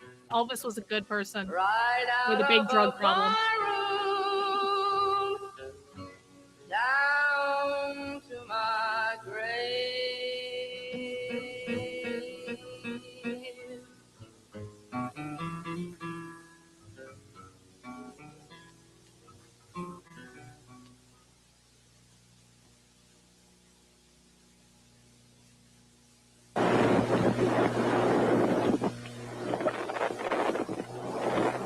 I'm Aldebaran. Look at the microphone! I think I was real crazy because I would see that I didn't eat very much, and that in fact the things that were called fattening, like pastries and fried potatoes and all that, I didn't eat hardly at all. And yet I was always fat. And so obviously I was just wrong about my perception of things. And I guess that gets down to one of the paradoxes that we have in the fat underground, where in order to get our point across and make people believe us when we say that the medical profession is lying when they paint us all as gluttons, we have to quote medical research that we've looked up in medical journals. And it would feel much better to me if I could just say, you know, I eat totally normally, I eat no more than the average slim person, and you would believe me. But since you probably wouldn't, I wouldn't, actually. That's why I would have to say that, first of all, for me, one of the first actions that I did as I started to become aware of being oppressed as being a fat woman and starting to get indignant about it was I began to read in medical and nutritional journals, and what I found was that across the board, the nutritionists find that the average fat person doesn't eat any more than the average slim person. And then what goes on is that we're being punished on the supposition that we do. And there's a whole bunch of legal discriminations based on our eating so much more, like you can't get a job, etc. And I think that really has to change because it makes us crazy. It invalidates the way we see the world. And it means that, in effect, we end up having to spend our lives starving and thinking that that's normal. Oh, I haven't taken my Today's supplements. markets are filled with foods that are not foods. Produce and processed foods are loaded with antibiotics, preservatives, dyes, and flavorings. These mask the basic lack of flavor resulting from inferior nutritional value. A whole category of foods are sold whose express purpose is not to nourish. These are synthetic low-calorie food and food substitutes. They are sold on the promise that one can eat all one wants of them and not look as if one is eating all one wants. Hey, you know what foods that you can eat all you want of and feel no guilt? Fucking chicken. Go buy, this is literally what I've been doing for months, okay? This is like, don't tell me, go buy a fucking rotisserie chicken at the supermarket. The one near me is $5. Go buy a whole rotisserie chicken and eat that. You can eat as much of that chicken as you want. Everyone loves rotisserie chicken from the supermarket. Rotisserie chicken from the supermarket is the best. Yeah, you can buy vegetables. You can get a good spaghetti squash and cook that in the oven for an hour and put some tomatoes in it. And you can even put feta cheese in it. That's going to be a great fucking meal. You can eat as much as you want of that. Do you know what else you can eat? Egg whites. Egg whites are the best. You can use a mixer, use a blender to blend egg whites up into a meringue-like fluff, and then put some cheese and some garlic powder in it, and then put it in the air fryer, and then you take that shit out. It's like a fluffy little cloud of fucking garlic, and you can eat as much of that as you want, and it's totally fucking fine, and it's really good. Do you know what else you can eat? Pizza with a crust made out of a chicken. You get some chicken meat, you put some Italian seasoning and some garlic in it and some Parmesan and an egg. You mix all that up, you make it into a crust, you bake that in the oven for like 20 minutes, you take it out, you put tomato sauce and cheese on it and pepperoni if you want, put it back into the oven for another 20 minutes. You got chicken, you got your chicken pizza. No fucking carb or very low carb. You can eat as much of that shit as you want. This is like I don't know why I have to explain this to fat activists in the 70s. I don't know why I have to explain this. Yep. Yeah, you can use meringue like that. Yep, you can, just don't put sugar in it. Just put some garlic powder in with the egg whites. It's fucking awesome. The fat underground opposes this phony asceticism. We call for an attitude towards food and eating that is honest. Actually, hey, thanks, Liberty, gifting a channel membership. Really appreciate that, bro. W's for Liberty in the chat. Actually, someone said they can't do the pizza crust, so because their wife is a vegetarian. Actually, hang on. Actually, I've heard of people doing the same thing with broccoli.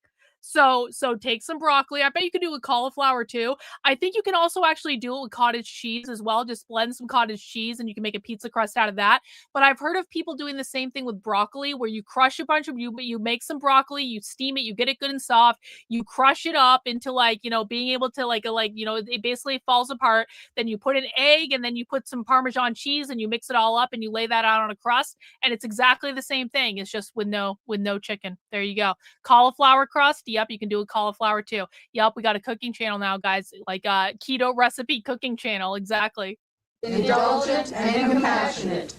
Arguments that people ought to be deprived of food without their totally free consent for any reason, medical, economic, or moral, offends human dignity. On the medical count, it should be obvious that prolonged starvation is not a route to health. Yes, it is. Actually, nor may the ideal of health interfere with a person's basic right to control her own or his own body. Basic justice requires that all people have enough to eat. Basic dignity demands that people be allowed to decide for themselves what is enough. Social systems that withhold food from people are oppressive. Fat people often starve because it is the only way to gain social approval. Wait. You guys got to hear this. Social systems that deny food to people are oppressive. That people be allowed to decide for themselves what is enough. Social systems that withhold food from people are oppressive. When they say social system, they mean capitalism. That capitalism is the social system that denies people food in order to adhere to diet culture. Fat people often starve because it is the only way to gain social approval. See, you're gaining social approval in the capitalist system by adhering to capitalist beauty standards, and that requires people literally starving to meet the capitalist beauty standards, and that is why it is oppressive. Whipped topping mix, like whipped cream. Is that a brownie? Slender brownie. There are probably a lot of fat women watching this tape. Probably one of the reasons that you've come is to get information about the fat underground. It's very difficult to accept what the fat underground has to say. There are two reasons for that I found. The first is that, in a way, it negates your whole life. Because if you're fat, you have spent your whole life dieting. And the information that we give you is true. You didn't need to. The second reason is that, more importantly, it takes away the hope that you have for the future. Because every fat one wants to live a normal life. You don't want to be harassed in the streets. You don't want to have to shop in Lane Bryant. You want to look like people in magazine ads.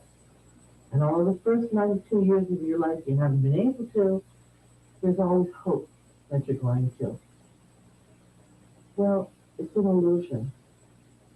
And I know it's an illusion. And you know it's an illusion. Deep down inside you, you know.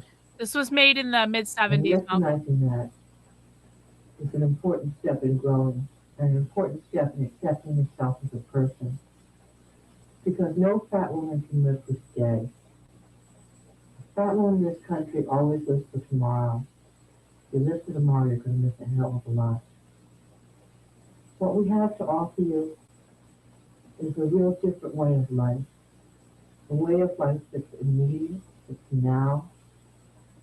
A life in which you can like yourself, feel good about yourself, feel pretty, feel sexy, feel fine, without waiting for tomorrow, without being hungry, without having a headache, without feeling incomplete.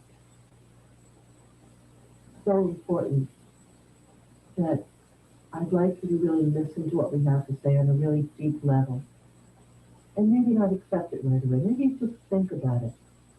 But try and be aware of the parts of your mind that are closed to us and why they're closed. What I will say is this. I don't think anyone should feel bad about themselves regardless of what they weigh or regardless of what they look like. I think people like self-hating themselves for stupid reasons is, you know, like it's unnecessary and it's retarded. I also don't think that, and I know I play into this a little bit sometimes, but like in reality, I don't actually believe in like making fun of people for how they look. I think it's like just really poor taste. I will do it if people have done it to me.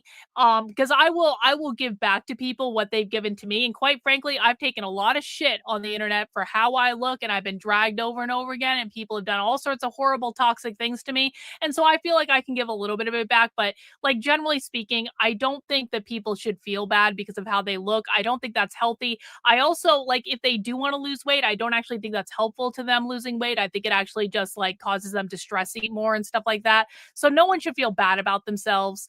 And but like I don't think it's I think that like this diagnosis of like diet culture is what makes us feel bad. No, you are choosing to feel bad about yourself. You are choosing to feel bad about yourself. No matter how much I weighed, I never felt bad about myself. No matter how much I weigh, I never thought that like I had to lose weight in order to love myself. I certainly had plenty of people trying to demand that I lost weight and telling me I should hate myself if I didn't, but just like I never bought into that shit. And it's like these women who are like, we are being oppressed and we just can't do it. Like they like this woman is obviously not happy with herself. This woman is obviously not happy with herself, but she gave up at some point, probably because it was too hard and she didn't want to stop eating things she shouldn't have been eating in the first place. But like she could have loved herself regardless. And then like if you love yourself regardless, it doesn't actually really matter what other people think. Even though it is nice to give them like a fuck you if you have the opportunity, but like who the fuck cares, honestly? The fact that we've all been there and we all know that it's real sad the day you have to give up your hope. I want to talk a little bit about the aesthetics and how that plays a part in our oppression. Like even if there was no medical information, we would still need a political movement. And that movement would just be very much linked up with the women's movement. It would just be the Looksist movement. You know, the reason we're more than a Looksist movement is because we are aware of a diet industry that goes beyond, you know, pancake makeup on your face and mascara. It goes into like things that make us seriously ill. The diet industry is between like 16 and 21 billion dollars a year. $1 billion, and there's no way that our society and our culture, which is an industrialist capitalist culture, is going to allow that. Capitalism mentioned? Our capitalist society is what created the diet industry in the first place. Capitalism mentioned. Imagine my shock, guys, that the 70s fat liberation activists were fat liberation activists because they were rebelling against the capitalist system. I told you so. Can I get a bunch of Karlyns was right in the chat, please? Just to remind you guys, this is all about capitalism. Industry that goes beyond, you know, pancake makeup on your face and mascara. It goes into like things that make us seriously ill. The diet industry is between like 16 and 21 billion dollars a year. $1 billion, and there's no way that our society and our culture, which is an industrialist capitalist culture, is going to allow that industry to be destroyed, and is going to allow medical information to get out that will destroy that industry. The economy couldn't withstand it. The economy. So we stress that we're very... The capitalist economy relies on diet culture and convincing people that they need to look a certain way in order to sustain. If people didn't go along with capitalist beauty standards, then the entire thing would fall apart. Serious political organization is extremely ill. Yo, do we just get a membership? W's in the chat. Should log on with the membership. Thanks so much. Thank you, Kristen, for the $2. Karlyn is right. I appreciate it. Guys, we are up to 27 channel memberships. Can we at least cross the halfway point of the channel memberships? Can we are over halfway through this video. We've got about another 15 minutes of this video. Can we get to the halfway point of the channel memberships before we reach the halfway point of the video? Otherwise, I may have to make all the spy streams this week supporter exclusive. Might have to do that. I will show up for you guys when you show up for me. Deets, thank you for the channel membership. W to Deets. Guys, if like 25 people just donated one channel membership right now, we'd already be at the goal, or the halfway point rather. If 75 people donated a channel membership, we'd already be at the goal, and I would stop asking you guys, just saying. The diet industry is between like 16 and 21 billion dollars a year. $1 billion, and there's no way that our society and our culture, which is an industrialist capitalist culture, is going to allow that industry to be destroyed, and is going to allow medical information to get out that will destroy that industry. The economy couldn't withstand it. So we stress that we're a very serious political organization that is fighting, you know, a very serious enemy that doesn't want us to win, that cannot afford for us to win.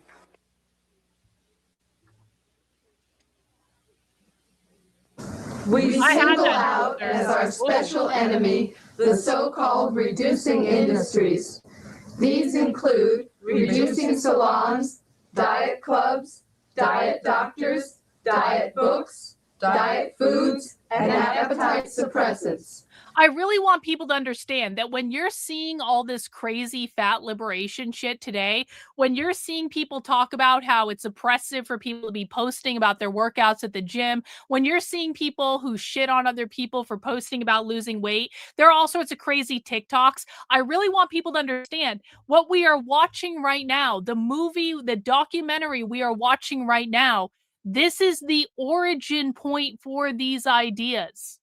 Does everyone get this? We are watching literally the group that created these ideas. These ideas were not in the subculture before this group. We are watching the beginning of we are watching the beginning of Trigglypuff right now. Trigglypuff would not have existed today if this documentary and this group that made this documentary didn't exist in the 70s.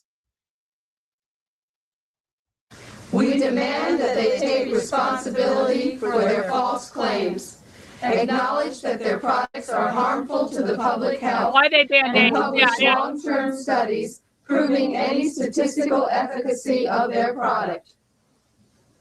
We make this demand knowing that over 99% of all weight loss programs, when evaluated over a 5-year period, fail utterly. Why are their advertisements pitched almost entirely to women? It's really important to a woman to be able to feel that she's superior to someone. I mean, she's the bottom of the heap in so many respects. So particularly if you have doubts about your beauty, if there's one thing you can do, and that is to hang on to that figure. And you have to put some effort into it because you're naturally maybe 10 pounds heavier. If you have to put effort into it, you want it to seem like it's worthwhile. And that means that you want to feel that a woman who is fatter than you is inferior to you. And so there's a tremendous payoff for people to maintain their bigoted attitudes toward fat people.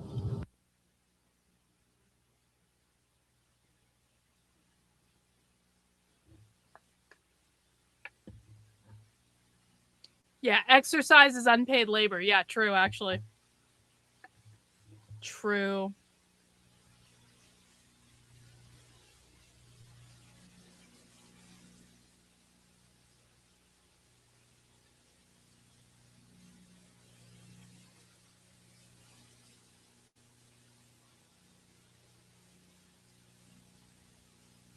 Shaving is literally fascism.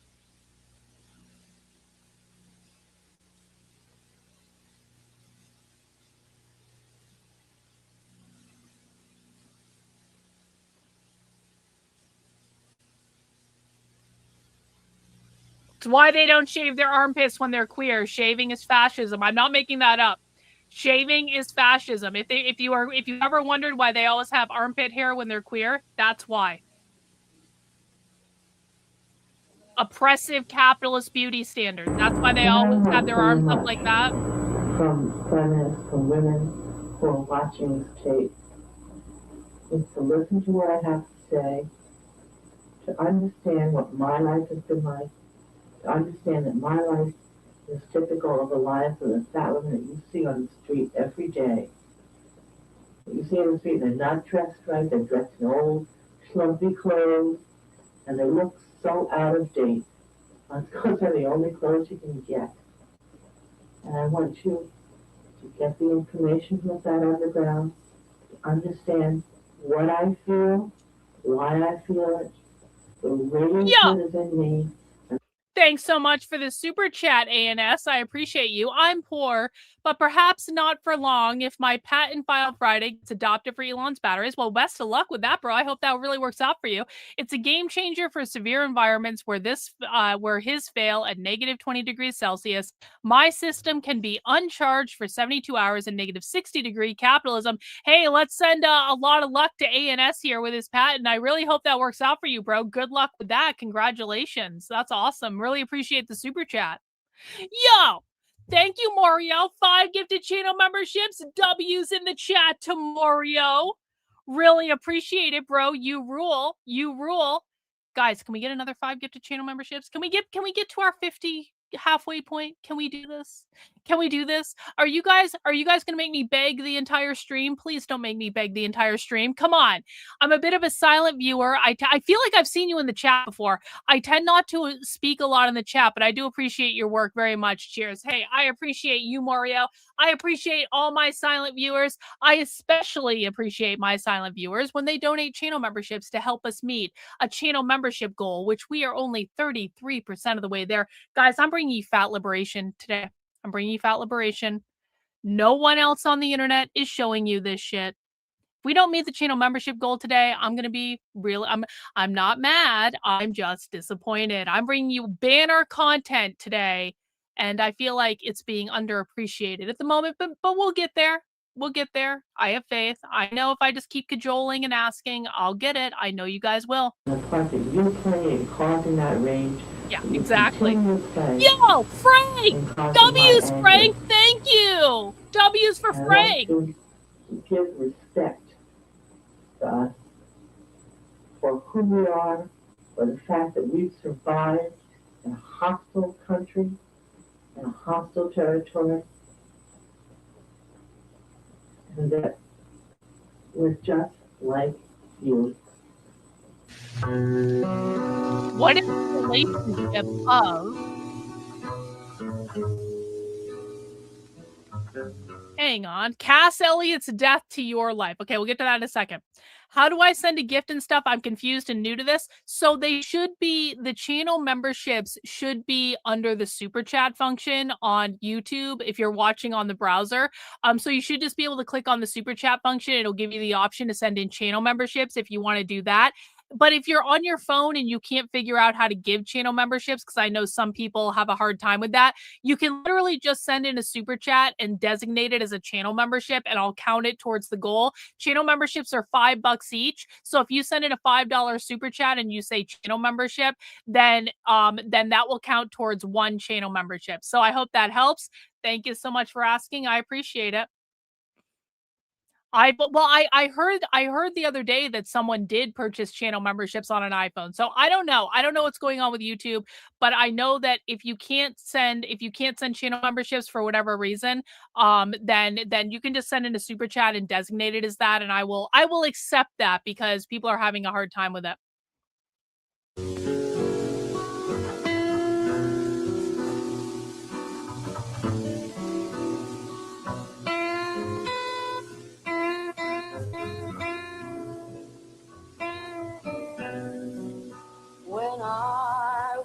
Androids can, not iPhone. Thank you, Mario. Used to see pleasure. Wait, what the fuck? Hang on. I need to watch this again.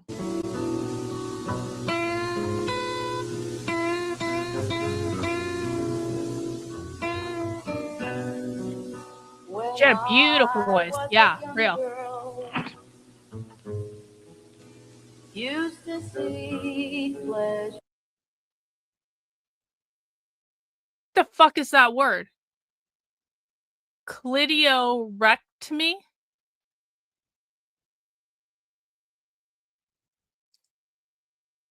You know what? Let's put that aside for a moment. W's channel log up 5 channel memberships. Thank you so much, bro. What timing? What timing for the 5 channel memberships? Does anyone know what this fucking word is? I actually don't know what this fucking word is. Do I want to Google that? Do we think that Googling that word is a good idea? Let's just see.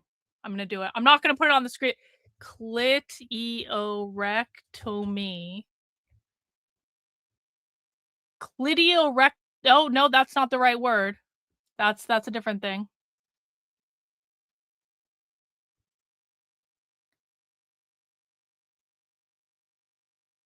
Okay. I'm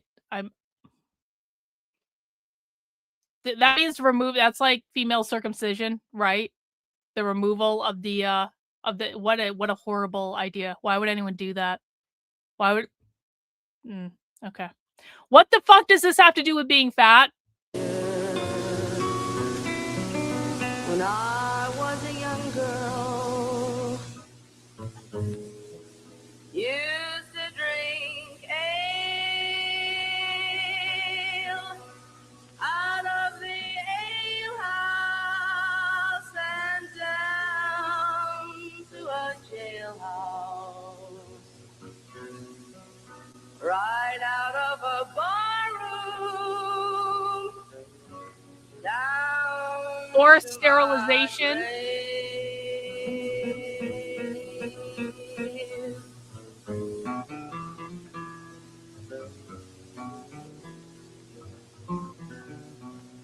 Mastectomy.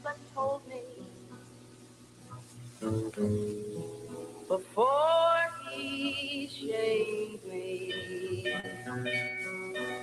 had he but told me That's gross right there. about it in time, I could have had potions and salts of white mercury. But now I'm a young girl, cut down in my pride.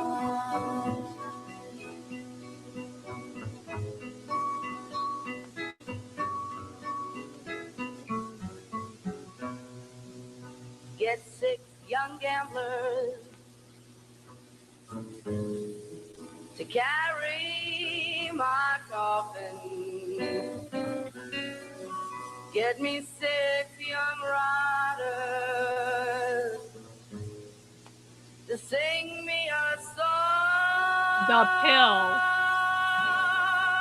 Put bunches of roses on Actually, fun fact, pork rinds are keto. You can have as many fucking pork rinds as you want on the keto diet. You can even take the pork rinds and crush them up and then take a mozzarella stick and put that. I've never tried this, but I've seen other people do it, but it does actually sound pretty good. You can take the pork rinds and crush them up and then put a mozzarella stick in like the middle of, like, take an egg and put it into the pork rinds and then put a mozzarella stick in the middle and roll the mozzarella stick around in the mixture with the pork rinds and the egg. And then you take it and you put it into the air fryer. Again, I've never tried that particular recipe, but I've seen people try it and it actually looks really, really, really good. So pork rinds are indeed on the menu. They are keto friendly and that's awesome, actually.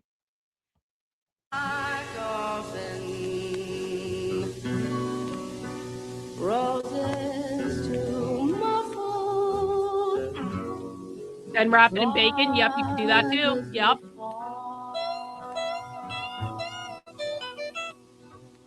Yeah, you can make Parmesan cheese strips. Yep.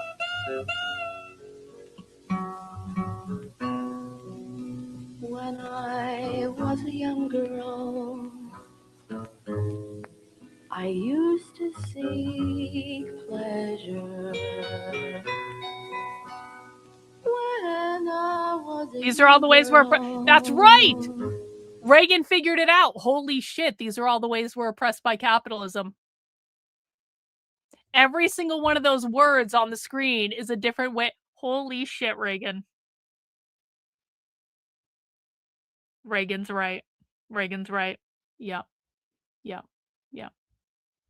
Every single word on the screen that's been going for the last 5 minutes is a way that we are oppressed by capitalism. Holy shit. Yep.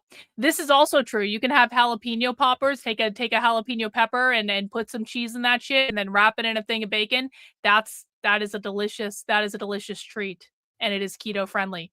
Air fryer, done. Used to drink ale out of the alehouse and down to a jailhouse. My body is ruined. They've left me to die.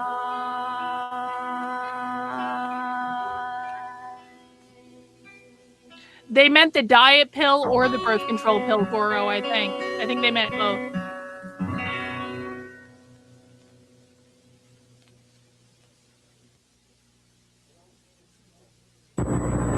I don't want to be separate from you anymore.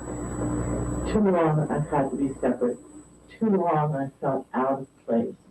I've worked for you, I've worked for your causes, I've worked until I'm tired, bone tired, and I get nothing back from you. Nothing. I want it to change. I want you to get hold of yourself from the inside out and change. And I want you, when you see a fat woman on the street, I want you to think of me. Mm-hmm. And I want you to know that woman may be smiling, but underneath it, she has not. Yes, she was, and she was beautiful. And I want you to give her the same respect you give me. I demand respect, and I demand it for all my sisters. I demand it when you see a fat woman on the beach, and you can't bear to look at her thighs. I demand that you turn around and you look at her thighs, and then the same is yours. That's why they all do porn. Holy shit. I just realized that's why they all do porn. They're demanding that people look at their naked, fat fucking bodies. That's why they all do porn. Wow. Respect you give me. I demand respect, and I demand it for all my sisters. I demand it when you see a fat woman on the beach, and you can't bear to look at her thighs. I demand that you turn around and you look at her thighs, and then the same is yours. Thank How you. is it when you see a fat woman in a bus? Appreciate it. I'll And add you 4 start to the thinking about how total. much room Thank you, she's taking Andre. up and how hard it's going to be to get by her. But you know damn well that that woman probably hasn't gone out in a week because she's scared to get on a bus. Because she's scared of people like you. And we're tired of being scared, And we're not going to be scared And anymore. we're going to start And we're fighting going back. to start fighting back. But we don't want to fight. But we don't want to fight Because you because you are our sisters. Be Sisters to us. And And if you see a fat woman on the street, remember that that woman could be you. And that it's only luck that separates us. and to fat women, please try and remember that on a really deep level, you know what's going on. And you know it's not because you're weak-willed. It's not because you have no discipline. It's not because you're oral. And it's not because you're neurotic or afraid of sex or you hate men. It's because it's your body's nature to be fat. And that's the reason. You know you'll have no life at all. You are fat because it is your body's nature to be fat. That is the only reason that you are fat. W's in the chat, JR. Thank you so much for the 5 gifted channel memberships, bro. Really do appreciate it. We have finally crossed the halfway point. We are at 52% of our goal for the day. Thank you so much, guys. I'm still going to ask until we meet 100% of that goal, but I really do appreciate it. Can we just watch this again? Yeah, this is like the predecessor to Poetry Painter. If you don't know who that is, don't worry about it. This is so cult-like and creepy.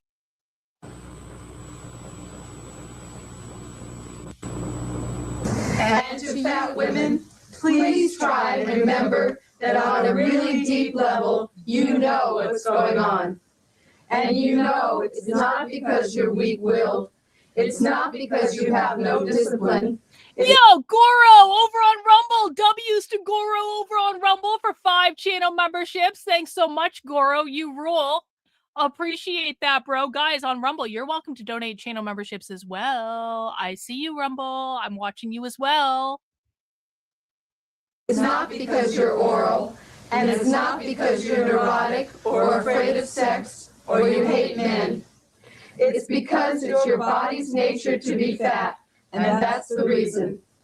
You know you'll have no life at all until you accept yourself as the woman you are.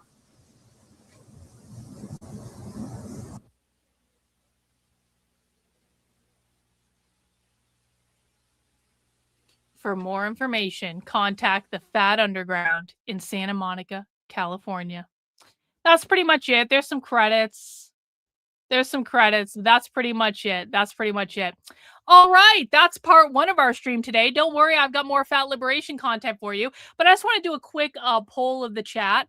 1 in the chat, if you learned something new that you didn't learn before about the left in the watching of the original Fat Liberation documentary. 2 in the chat, if you knew all this information already and you didn't learn anything new in the Fat Liberation documentary, but it was still cringe and pretty crazy to watch. 1 in the chat if you learned something new that you didn't know already in the watching of the Fat Liberation documentary. 2 in the chat if you knew all that and you're an old veteran and you knew everything and stuff like that. Yeah, that's a lot of 1s in the chat. Awesome. So I've already taught a bunch of people a bunch of stuff today, so that's already a W stream. Anytime we can teach people stuff that they don't know about the left, that's actually a massive win. So thank you guys for letting me know that. If you want to show your gratitude for me teaching you stuff, please feel free to send in a channel membership. Reward not only me, but the community. But I want to watch something else when I'm about to sneeze. Nope, went away. I want to watch something else, okay? What we just watched, this is actually more of a listen. This is not so much a watch as it is a listen. There is no video, but this could potentially be fucking insane. As we discussed at the beginning, Autumn Miller is a fat liberation activist who changed her name from Cora Siegel. Cora Siegel is Trigglypuff. Cora Siegel is the meme that was popularized via Steven Crowder, the fat activist that was at his event that did this thing on the camera, and her name was Cora Siegel. Cora Siegel took so much shit on the internet that she changed her name to Autumn Miller. Autumn Miller still today is a fat liberation activist. I don't know for 100% certain that this is Autumn Miller, but this is a fat liberation activist named Autumn talking about fat liberation for revolutionary leftists at an anti-capitalist symposium in Western Massachusetts. And so I'm pretty sure you guys, yes, this is Trigglypuff. Yeah, we did detective work. If people don't know, hang on, I'll bring up fucking Trigglypuff.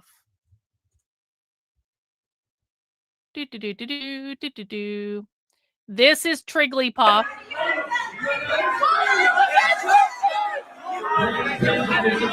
What Milo meant to say, what I'm going to explain, you will be pleased. What Milo meant to say is that feminism, while being a noble and valiant, courageous movement, there are certain schools of thought that are somewhat unwholesome. Right, Milo? No, I meant it was cancer.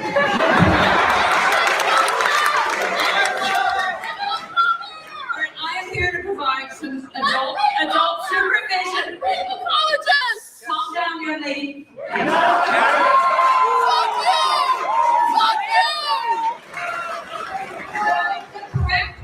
The correct word for contemporary third wave campus feminism is not cancer, but madness. Utter madness. Now listen, this is very important. Future historians are going to look back at what Oh, this was at UMass Amherst?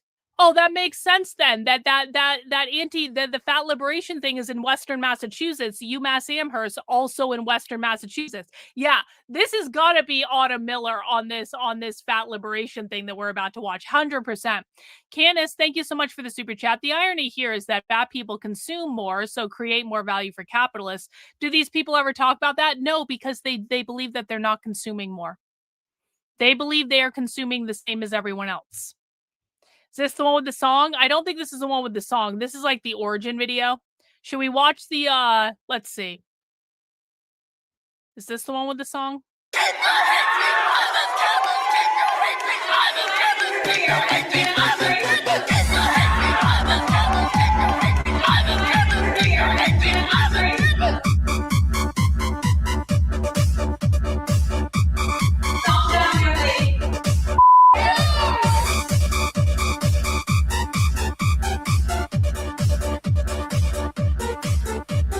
Stop talking to us like children!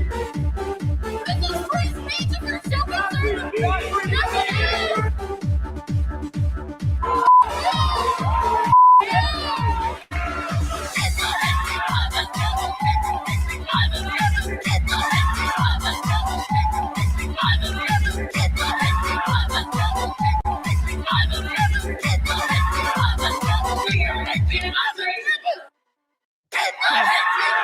So that is Trigglypuff. Trigglypuff's real name is Cora Siegel. When we first encountered fat liberation activist Autumn Miller in this presentation, Fat Liberation is Shared Liberation, we did a little detective work and we figured out that Autumn Miller is Cora Siegel. Autumn Miller is the new name that Cora Siegel goes by because of the Trigglypuff meme. And that led me to finding this presentation, Western Massachusetts. Again, UMass Amherst is in Western Massachusetts. Fat Liberation Syllabus for Revolutionary Leftists. This was uploaded on October 17th, 2021. And I'm going to bet that the person in this is Autumn Miller. And so we're just going to listen to this. This is audio only. This is not video. But we're going to hear what Autumn Miller has to say about fat liberation for revolutionary leftists. And I think this is going to be interesting. So I know there's no video, but that's okay. Sometimes we have to listen to audio only.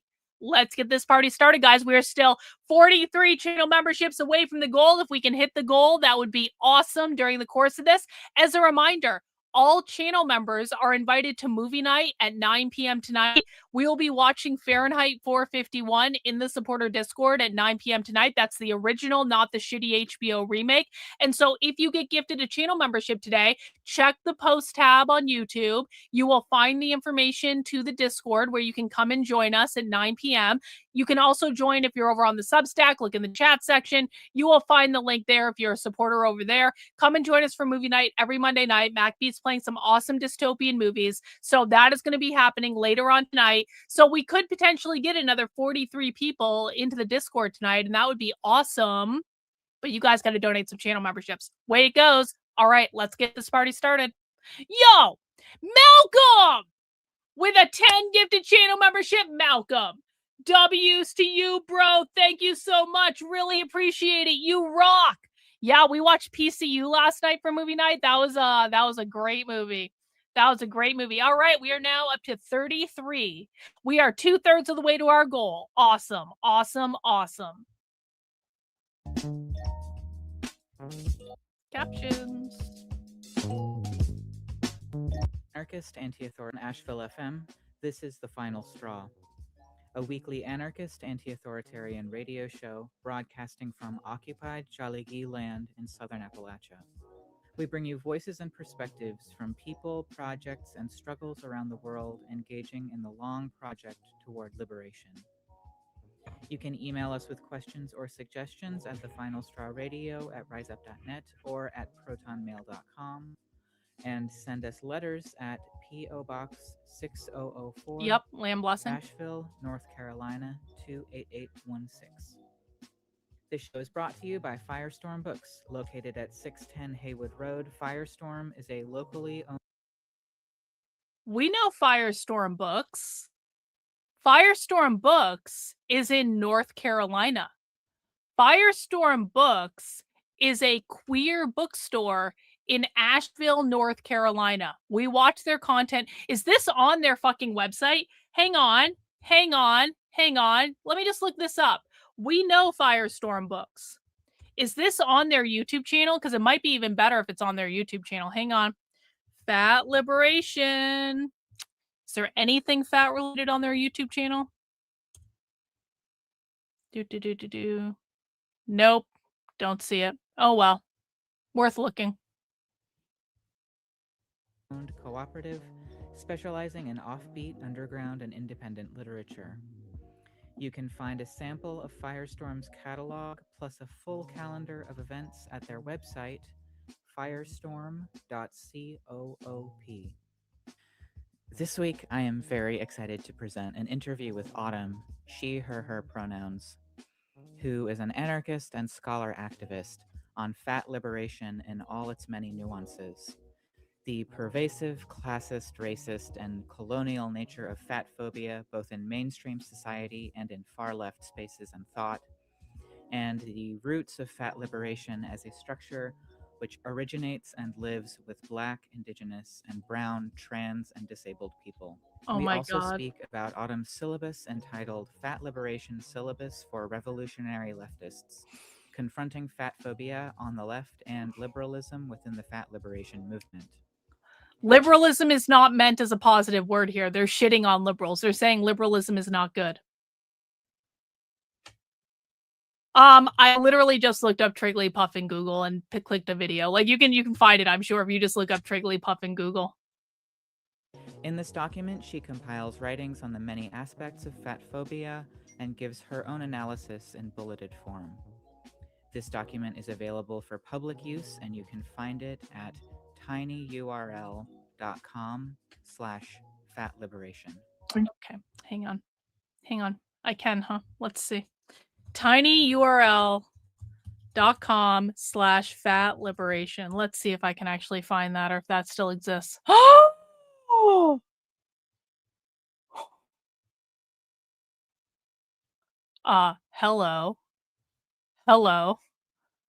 Hello. Make a copy immediately, just in case. Oh, share this link.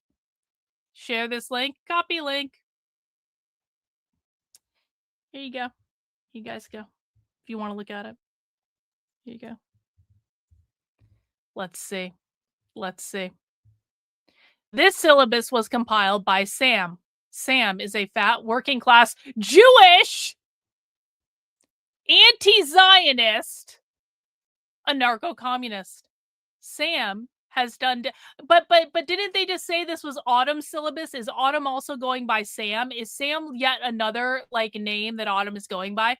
This syllabus was edited by Alessander, a social anarchist and border abolitionist. Blah blah blah. Email address. Fat liberation. Blah. Guys, did we just hit fat liberation motherlode? Did we just find the fat liberation rabbit hole on the internet to end all fat liberation rabbit holes? Did we just hit the jackpot? Because I've always struggled to find good fat liberation content. Like, you really have to look around for it. You really have to dig deep. Did we just get links to all the best fat liberation content on the internet? Holy shit. Hey, Milk and Cornbread, thanks so much for the super chat. Asheville has been shipping all the homeless to surrounding small towns on Greyhound buses and dropping them off. I'm about an hour from Asheville. That sucks, bro. Yeah, North Carolina is starting to get very, very, very, very, very leftist. I'll tell you that. Definitely. I appreciate the super chat. Thanks so much. Holy shit. Look at all the things. Look at this. Oh my God. I'm going to have to spend some time going through this. This is like, look, look at this. Fat phobia and capitalism. In order to abolish capitalism in settler colonial states like the US, we must obviously be doing the work of relinquishing stolen land, mutual aid, abolishing prisons and police, and direct action. We must equally be doing the work to dismantle the fundamental ideology and logic on which these structures and states are built. The fat phobic logic of productivity, discipline, and personal responsibility is inherent to capitalism. Check fucking mate. Check and mate. The fat phobic logic of productivity, discipline, and personal responsibility is inherent to capitalism. The personal responsibility myth is central to both conservative and liberal ideologies. For example, conservatives believe that fat people are simply lazy and need to go to the gym. Similarly, liberal fat phobia looks down on fat people with pity and views us as abject and diseased, the result of structural problems like GMOs and food deserts. Anti-fatness relies on the neoliberal bootstraps fantasy of corporeal malleability. That is to say, the notion that weight loss is the result of personal responsibility and discipline, and thinness should be idolized because it is achievable through self-discipline, personal control, and restriction. And it goes on and on and on. Wow. Fat phobia and the pandemic. Fat phobia, and this is fucking gold. This is 20 pages of gold. This is can I just download this just to make sure I have it? Can I just download this just in case? I've already made a copy of it, but now I really want to make sure this document stays in my possession, because this is I'm going to copy this to at least 4 other accounts just to be sure I have a copy of it. Holy shit. I'm going to have to do a good read through of that. That's something I'm actually going to take some time with. So yep. Okay. Thank you, Autumn Miller. Thank you for that. We appreciate it. Did you guys see that, by the way? Or is it, oh, you guys couldn't even see that. You guys couldn't even see it. You guys couldn't even see it. You guys couldn't even see it. 20 pages of insanity. 20 pages of insanity. All right. We're back. Thank you so much for having me. So, hello, my name is Autumn. I use she, her pronouns. That's a voice changer. This is Cora Siegel. I promise you. This is Coral Siegel. Yeah, file, download, PDF. Exactly, Goro. Thank you for the super chat on Rumble. It at tinyurl.com. Well, we're going to find out. Liberation. Thank you so much for having me. So, hello, my name is Autumn. I use she, her pronouns. I'm really honored to be here and appreciate you taking the time to have me on air.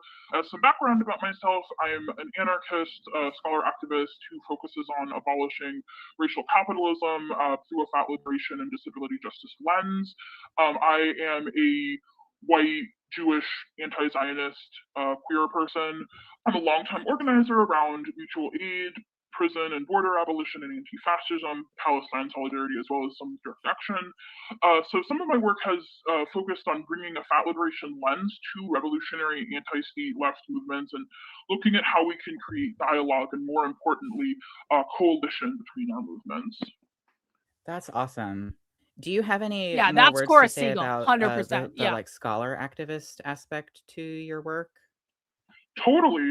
So I think that scholar activism is basically a way of how can we reclaim or liberate intellectual work that is kind of sometimes held captive or gate kept by like academic institutions and by this kind of or again a very capitalist idea of production and producing knowledge within academia. So scholar activism, one way it works is through taking resources from academia and giving them back to like on the ground organizers, or sometimes it works at it's a form of creating knowledge by and for our movement, and creating kind of collective knowledge as opposed to this sort of like, again, capitalist colonial model of like the brilliant academic or the brilliant individual. So leftists value collectivism, the group, above individualism or individual merit, individual work. So individualism supports capitalism, individualism supports private property ownership because it's about the individual and what they are doing as a single unit. Meritocracy also supports capitalism. The left does not believe in meritocracy because meritocracy is fundamentally individual. What Autumn Miller / Cora Siegel is talking about here is supporting a collective ideology. This is why the left says individualism and meritocracy are aspects of white supremacy, because that means capitalism. Their preference is to work within the collective or the group structure. Listen again. Capitalist idea of production and producing knowledge within academia. So scholar activism, one way it works is through taking resources from academia and giving them back to like on the ground organizers, or sometimes it works at it's a form of creating knowledge by and for our movement, and creating kind of collective knowledge as opposed to this sort of like, again, capitalist colonial model of like the brilliant academic or the brilliant individual. I love that. Thank you so much for going into that. So we're here to talk about fat liberation, and like I said before we started rolling the tape, this is a topic that I have wanted to cover on the Final Straw for some time now. So thank you so much for being willing to speak on this. How did you come to be working toward fat liberation? Yeah, that's a good question. So well, I am my very life as a fat person, also as a disabled person, as a queer person, as a working class person, is deeply affected by anti-Blackness. So if I want my life and the lives of folks in my community and my loved ones to improve, I really have no choice but to invest in fat liberation as a revolutionary struggle. On a more macro level, I have a strong background in community organizing as well as like some anti-capitalist organizing. And as when I first started organizing, I began to notice that when I would enter radical spaces or organizing spaces, there would be zero analysis around fatness other than shallow and incorrect ideas that fat bodies were simply the tragic. She's using a voice changer because she got famous for being the Trigglypuff meme and doesn't want to be associated with that. So she doesn't go on camera anymore. She changed her name, and now she's also changing her voice, probably because she didn't want people to recognize it. Result of state and capitalist violence, like food deserts. And that really like bewildered and upset me because so many of the struggles that I faced in my life were connected to anti-fatness. Specifically, getting denied healthcare that I needed, not being seen as a survivor of sexual violence, and seeing fat liberation being used as a tool of white supremacy, particularly anti-Blackness. Who called it? Who said that fat liberation was white supremacy earlier? W's in the chat to whoever said fat liberation was white supremacy earlier, because Autumn Miller just literally said that fat liberation is white supremacy. Specifically, getting denied health care that I needed, not being seen as a survivor of sexual violence, and seeing fat liberation being used as a tool of white supremacy, particularly anti-blackness. One of the breaking points for both my class consciousness and my fat liberation Fat phobia politics is white was when, supremacy, sorry. I was at one of my former workplaces, and a coworker was sexually harassing me, and I reported it to my manager. Yeah, And sure. my manager basically looked me up and down and laughed and told me that I wasn't. I'm using quoting marks here, pretty enough to be harassed. And so then slowly, I developed a consciousness around fat activism, and I was introduced to the works of fat activists and scholars like Gervais, Hunter Shackelford, Sabrina Strings, Marquis Mercedes, Caleb Luna, Deshaun L. Harrison, and others. And that really inspired me to understand fat liberation as not only connected to other revolutionary organizing struggles that I was a part of, but integral to them. So we cannot have other revolutionary struggles for collective liberation without fat liberation. Definitely. Yeah, and we cannot have other revolutionary struggles without fat liberation. Fat liberation is central to the revolutionary conversation about overthrowing capitalism. Deshaun L. Harrison and others. And that really inspired me to understand fat liberation as not only connected to other revolutionary organizing struggles that I was a part of, but integral to them. So we cannot have other revolutionary struggles for collective liberation without fat liberation. Definitely. Yeah, and we're going to get into some more of what you just mentioned, I think, later in the interview. But for any listener who Yep, no one is free until fat people are free. So you've compiled, you and I believe another person have compiled a syllabus entitled Fat Liberation Syllabus for Revolutionary Leftists. And it has its as stated objective to confront fat phobia within radical spaces and also the entrenched liberalism within the more mainstreamed fat liberation movement. To just begin, though, for any listeners who haven't heard this term, will you just begin by saying what is meant by fat liberation and sort of where it came from? Yeah, absolutely. That's a great question. So fat liberation is a radical anti-capitalist, anti-colonial, anti-state movement that was started by fat, black and brown. I'm sorry. Fat liberation is an anti-capitalist movement? Who possibly could have seen that coming? Will you just begin by saying what is meant by fat liberation and sort of where it came from? Yeah, absolutely. That's a great question. So fat liberation is a radical anti-capitalist, anti-colonial, anti-state movement that was started by fat, black and brown, disabled, queer and trans people. It locates fat phobia, sizeism as a tool of capitalism, the state, white supremacy, colonialism, and specifically a tool of anti-black state violence. The body, especially bodies commonly thought of as, again, I'm using scare quotes here, but deviant or unhealthy, are often sites for state and capitalist violence. Fat liberation offers a lens to revolutionary transform how we think about bodies, how we think about medicine, how we think about healing, which is really crucial for us as revolutionary leftists and how we organize to take care of one another outside of the state and outside of capitalism, as well as our work to abolish capitalism in all settler colonial states. And I think it's really important to think about fat liberation as not just another box to check off for, the sake of liberal quote unquote diversity or quote unquote inclusion quotas, but instead it's a necessary framework that we should always be operating. Just called, by the way, Autumn Miller just said that diversity and inclusion was a liberal concept. Remember, they don't like liberals. They believe liberals uphold capitalism. DEI is a liberal concept. We're not doing we're not doing fat liberation to achieve some liberal DEI quota. We're doing fat liberation to overthrow capitalism, overthrow the system. I want people to hear this to make sure you really understand what we're talking about.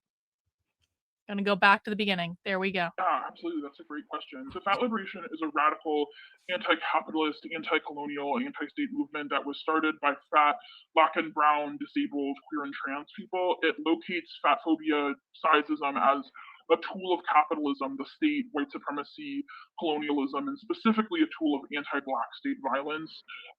The body, especially bodies commonly thought of as, again, I'm using scare quotes here, but deviant or unhealthy, are often sites for state and capitalist violence. Fat liberation offers a lens to revolutionary transform how we think about bodies, how we think about medicine, how we think about healing, which is really crucial for us as revolutionary leftists and how we organize to take care of one another outside of the state and outside of capitalism, as well as our work to abolish capitalism in all settler colonial states.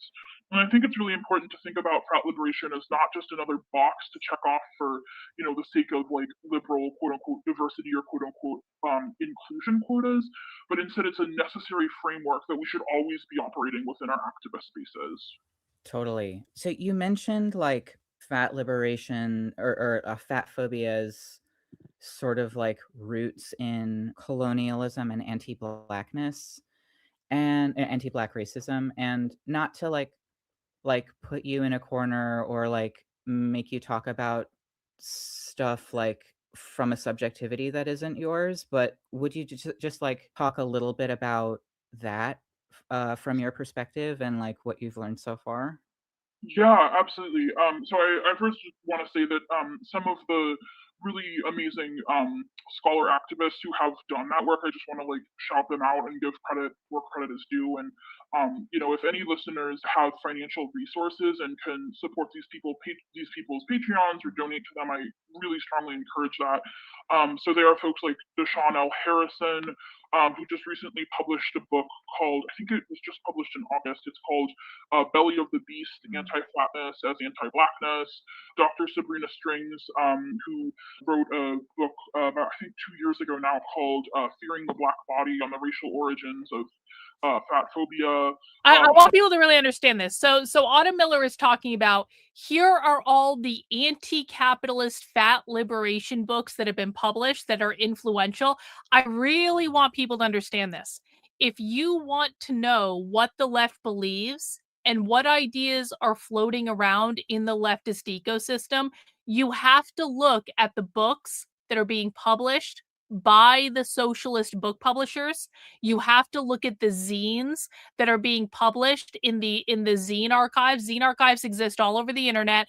We've got a website with a link to some of those right now that we're working on building out, but like you can find zine archives all over the internet. You have to look at the ideas that leftists are publishing about today and what's showing up in the bookstores and the zines today.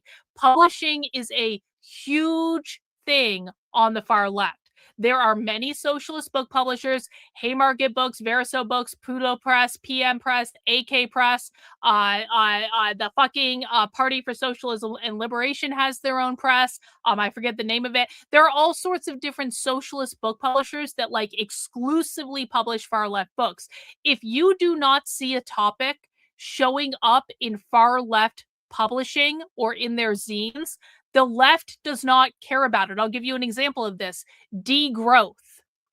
Degrowth is a topic that the far left almost never talks about, almost never publishes about. That's because degrowth is a WEF thing. WEF is not related to far left socialist organizing. And so people come in here, not so much now, but they used to come in all the time and ask about degrowth. Alex Jones was probably talking about it or something. I have found one singular book about degrowth on the far left. There is one person talking about it. It's not something that's widely talked about. It's not something they're having discussion groups about. It's not something you see a lot of authors publishing about. But like when it comes to fat liberation, oh yeah, there's a fuck ton of people publishing about fat liberation. There's a fuck ton of far left like fat liberation books. So my larger point is, we know what ideas are influential in the far left ecosystem based on the information that they're publishing and consuming, based on the quantity of people that are writing about that information, based on all the books and all the zines and all the periodicals that are floating around, the things that are actually being read by far left activists. That is what we are primarily interested in. Harrison, who just recently published a book called, I think it was just published in August. It's called Belly of the Beast, Anti-Flatness as Anti-Blackness. Dr. Sabrina Strings, who wrote a book about, I think, 2 years ago now Yes. called... Actually, yes. Unironically, yes. I've heard them say this. I guess the new food stamp restrictions must be capitalist oppression. Yes. Yup.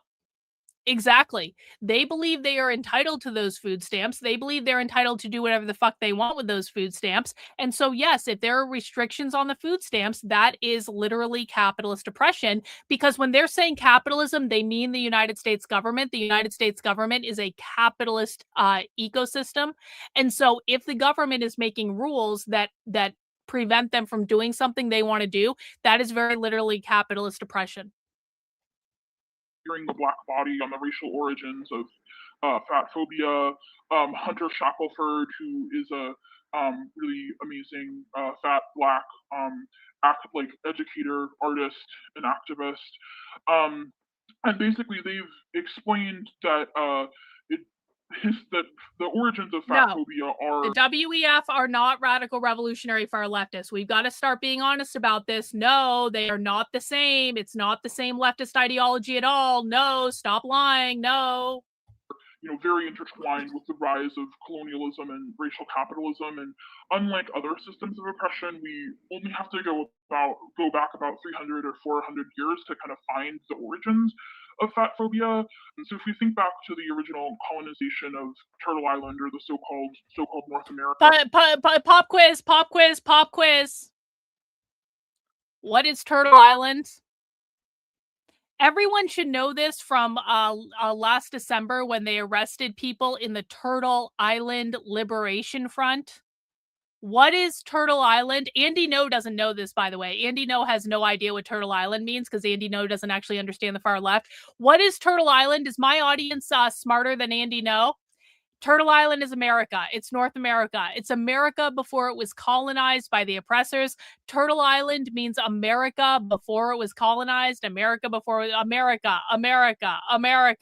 Turtle Island is North America. America. Yup. Turtle Island is America. Turtle Island is what Native Americans call North America. When they're talking about the liberation of Turtle Island, they're talking about giving the land back to the indigenous people. That means the overthrow of the United States government and the abolition of the Constitution. So congrats to everyone who got the right answer. You know more than Andy No does. 300 or 400 years to kind of find the origins of fat phobia. And so if we think back to the original colonization of Turtle Island, or the so-called North America, and the rise of the inception of the violent settler colonial nation on whose land we sit, the so-called US, that original colonization was from Puritan European colonizers, and one of the kind of ideas that they brought with them was the Protestant work ethic, which basically says that individuals who are quote unquote godly if they are disciplined, if they're hardworking, if they're able to restrict themselves, whereas it is quote unquote sinful to be lazy or overindulgent. So this was a way of basically looking at the body and understanding that, okay, so thin bodies, especially thin white bodies, are hardworking and are disciplined, and they're able to restrict themselves, whereas fat bodies are lazy, they're overindulgent, those are sinful, quote unquote, bodies. So kind of the origin of anti-fatness in anti-blackness is, we see it very much arising in the era of 19th century eugenics, and this idea that white European scientists were trying to basically look at physical characteristics and use that as a justification for the superiority of white people, especially Western European white people. So in that, they use the idea, okay, black people tend to be larger than white people. So that means inherently that black people are more quote unquote primitive, and they're not able to control themselves as more, and they need to be controlled and restrained, whereas white people... Is this another example of leftists being unintentionally really racist?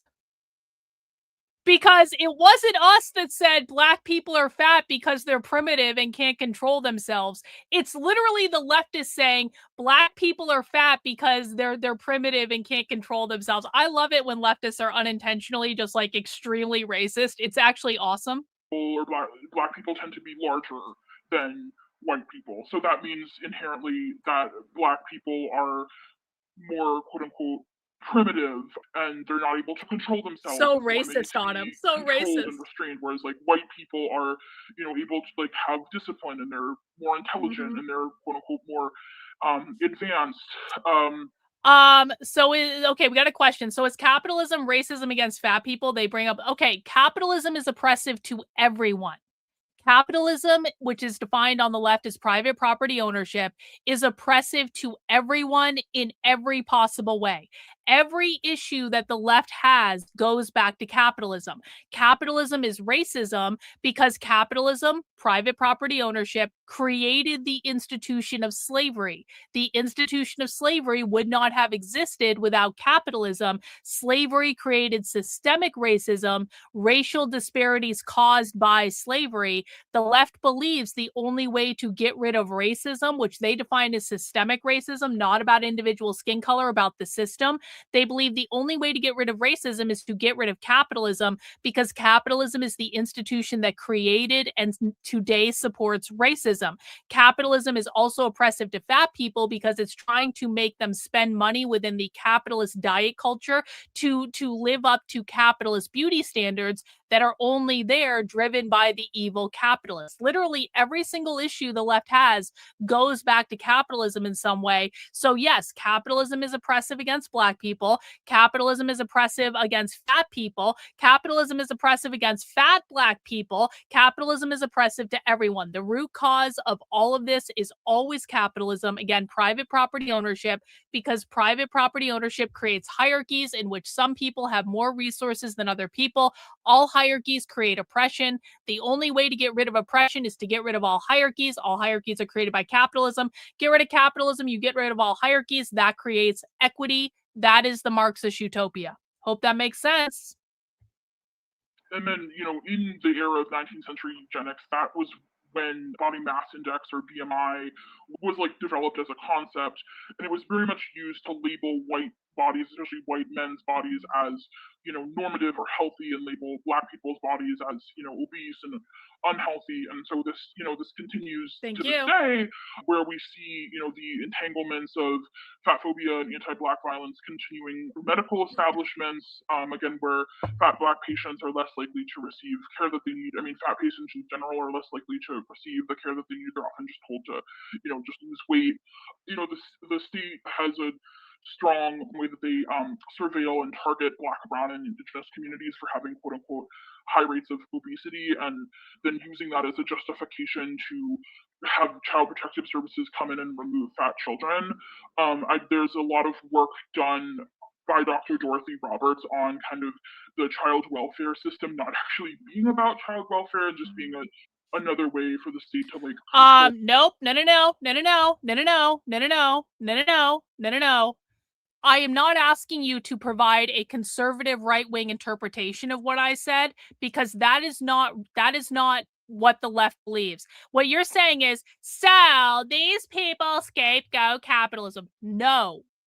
When you say it like this, you dismiss them and you dismiss how impactful their ideas are and how much they have fucked up society with these ideas. Stop being dismissive of what is going on.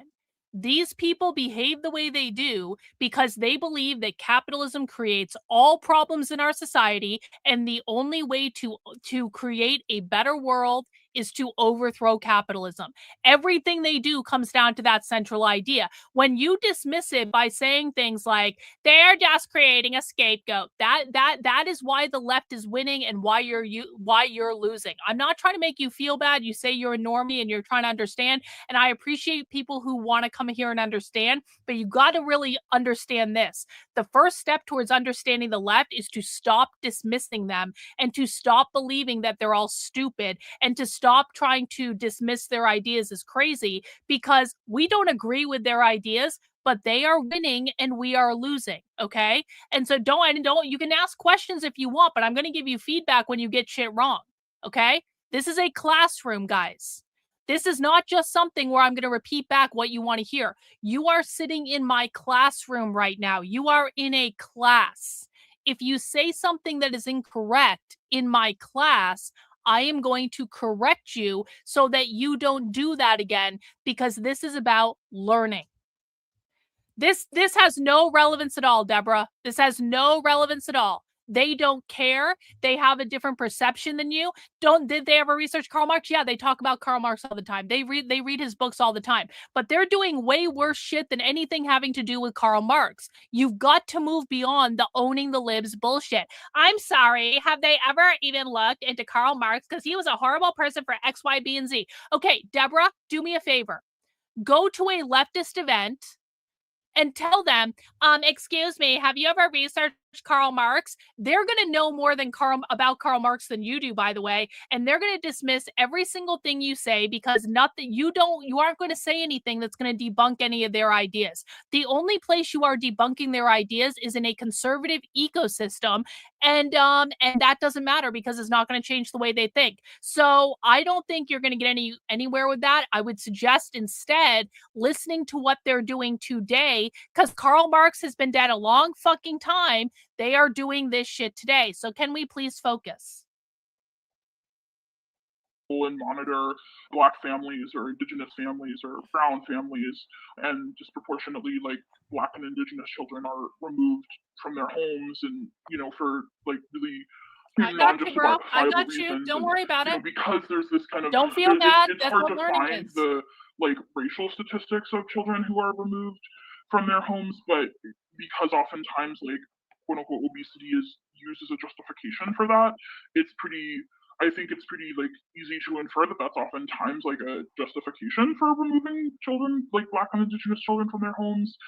In terms of state violence, fat Black people like Kayla Moore and Eric Garner and recently Micaiah Bryant were murdered by the police, and then the police and the general public blamed their murders on their fatness. Deshaun L. Harrison, who I mentioned before, discusses this justification for the state murders of Black people in their book Belly of the Beast, Anti-Blackness as Anti-Fatness. Does that kind of answer the question? Oh yeah, totally. And it's such a vast topic that I think that you shouted out some really amazing resources. Yo! Sabrina Strings is Old Sub in with the 5 gifted channel memberships. Thanks so much, Old Sub. Isn't Old Sub's new icon great? He worked with Doug on that. It's so fucking cool. I love it. Thank you, Old Sub. I appreciate the channel memberships. Guys.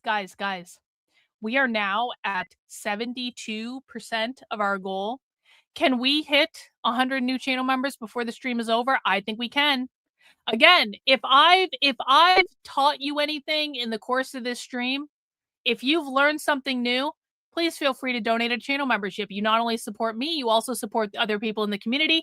Again, we're doing movie night in my supporter Discord in about an hour, okay? We are doing movie night. We're watching Fahrenheit 451, the original one, not the shitty HBO remake, at 9 p.m. tonight in the supporter Discord. We're going to keep listening to this up until we do that. But I would love to hit 100 channel memberships before that. Everyone who gets a channel membership today gets invited to the supporter Discord to come and join us for movie night. You can also join us if you're a member on Substack. You can find the information in the chat. If you are a new channel member on YouTube, just look in the post tab. I did post the channel link there yesterday. I will also post it again before we begin movie night, just in case. So let's get another 28 people in the membership, and let's meet the channel goal. That would be awesome. Is the one who I'm most familiar with in her book, Fearing the Black Body, which is a fantastic breakdown by era. She looks at art history. She looks at the developing trade routes built on the back of enslaved people. She does all of this stuff. It's a really amazing resource. Absolutely, yeah. And I really recommend that anyone read that book and look into it. I also just want to name the you mentioned the treatment by your manager or former manager when you brought concerns about your coworker and them saying that vile shit to you. That is completely unacceptable, and I'm so sorry that happened.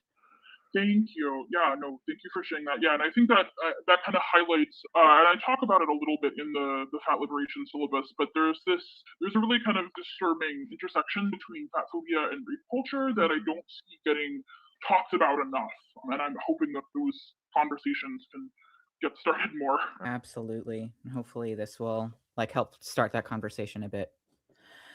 So, like we talked about a little bit, in order to talk about how fat phobia and fatmesia, which is, would you give a definition of fatmesia really quick? Yeah, I actually haven't actually heard that. This is one of I think it's a legitimate term. This is one of the first times that I've heard it, but I would say that it's more kind of ideological understanding of this idea that like fatness is something to be avoided or pathologized.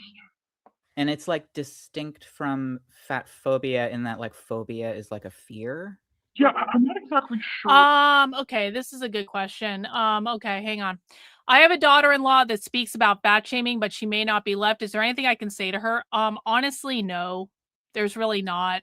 Like, listen, so first of all, you have to look at the context like, is she actually a leftist? Because listen, people can find the idea of making fun of someone because they're fat to be personally detestable without being a leftist. That's not really what they're talking about here. They're talking about the system of fatness as an oppressive structure. So just because she's talking about fat shaming doesn't necessarily mean she's a leftist. And if she is a leftist, honestly, there's nothing really you can do about it. She is in a cult of her own mindset if that is the perspective that she's taking. But you also have to understand that like she might not be talking about that. If she's talking about the system of capitalism that created fat phobia or whatever, that's a different conversation than just using the term fat shaming. But it is a good question. How it's just like I think fat phobia is similar. I think sometimes fat phobia is used more in terms of thinking about like how we internalize like anti-fatness and like how that gets enacted in like interpersonal interactions or like in communal interactions, whereas fatmesia is more like on a broader kind of ideological sense. That's really helpful. Thank you. So, like, in order to talk about both of these things and how they emerge in radical spaces, firstly, Radical meets we socialist. could probably talk a lot about how it emerges in broader society. Since fat phobia infects so much of the structures we are forced to contend with, like you mentioned, the medical industrial complex and the state, for starters, not to like start too big. Guys, but, when they say the state, I just really want to make sure this is clear. When they say the state, they mean the capitalist United States government and the capitalist constitution. Anytime they're talking about abolishing the state, they're talking about overthrowing the government and overthrowing the constitution. Anytime they're talking about how the state is oppressive, they're talking about the government and the constitution. This is a topic whose completeness may like be beyond the scope of a single podcast episode, but nevertheless, could you speak on this in a general sense and the roots of fat phobia and fatmesia specifically? I know you touched on this a little bit before, but do you have anything else you want to say about it? Yeah, absolutely. So, you know, any other system of oppression, there's nothing, you know, natural about fat phobia or hating larger bodies. Like as humans, there's nothing that's like natural about us that says, oh, thinness is better. That's completely socially constructed. I'm just, you know, this is a common disclaimer that I have to get, or that a lot of like fat activists have to give. You know, anytime that we talk about fat phobia, one of the most common forms of backlash that I see is the claim that like, oh, it's unhealthy to be fat and that there's an obesity epidemic, and don't you think that we should focus on health? So, you know, I really wish that I didn't have to give this kind of disclaimer, but you know, I won't in this interview won't be addressing the question of is it healthy to be fat, because health is multidimensional. It's not a measure of our worth, and nobody is obligated to be healthy. There are many people of all sizes who have disabilities and chronic illnesses who will never be quote unquote healthy by normative standards. That said, it's actually not unhealthy to be fat, and there's a lot of scientific research and evidence that supports that conclusion. There's a really valuable evidence-based medical paradigm called Health at Every Size, which is readily available online. There's a Health at Every Size website. There's a book by Lindo Bacon called Health at Every Size, which, if people are interested in that, they can go look at that. And historically, before 300 to 400 years ago, fat bodies were actually kind of like revered and celebrated. I kind of mentioned earlier that the rise of fat phobia and the rise of the idea of the thin ideal is very kind of rooted in the Protestant work ethic, as well as this kind of neoliberal, like bootstraps idea that weight loss is simply the result of hard work and discipline rather than. It is a neoliberal idea because the far left hates liberals. They are not the same as liberals. They believe Democrats are liberals. Democrats are a neoliberal party. It is a neoliberal idea around productivity and individual responsibility that created fat phobia in the first place. The result of, like most people who lose a significant amount of weight gain it back within 5 years, and we have a lot less control over our weight and over our bodies than maybe we would like to believe. And, importantly, our ideas about health and medicine are not objective or neutral. Black feminists especially have done a really good job at explaining how what's often cast as like supposed quote unquote objective medical facts is actually completely socially constructed. There's not scientific evidence to support that. And again, as I mentioned before, in the age of 19th century eugenics, that was really the era that it emerged that fatness was inherently unhealthy and that fat people should be instructed to lose weight. Before that, we don't really see a lot of emphasis on like weight loss as the key to health. People were really concerned about like dying of dysentery. So, if you were fat, you were considered like robust and healthy because we're less likely to die of all the infectious diseases. And so, as I mentioned before, thinness became a marker of like white, especially Western European bodies being these disciplined, quote unquote, intelligent, well controlled bodies, and Black bodies became seen as uncontrollable and inferior, quote unquote, primitive. And again, the fact that like white scientists noticed that like Black people were larger than white people, that was used as a justification for the supposed inferiority of Black people. And then in terms of the connection between fat phobia and capitalism, so there's at least a $2 billion weight loss industry, and at the center of the weight loss industry is this kind of myth of quote unquote personal responsibility that you can what is called the ultimate fantasy of corporeal malleability. Capitalism means personal responsibility. This myth of personal responsibility, the myth of individualism, the myth of meritocracy, all of the fat phobia stuff goes back to you are oppressed by capitalism and we are imposing capitalist beauty standards on you so that you spend money in diet culture and beauty culture and all that stuff. Like Black people were larger than white people. That was used as a justification for the supposed inferiority of Black people.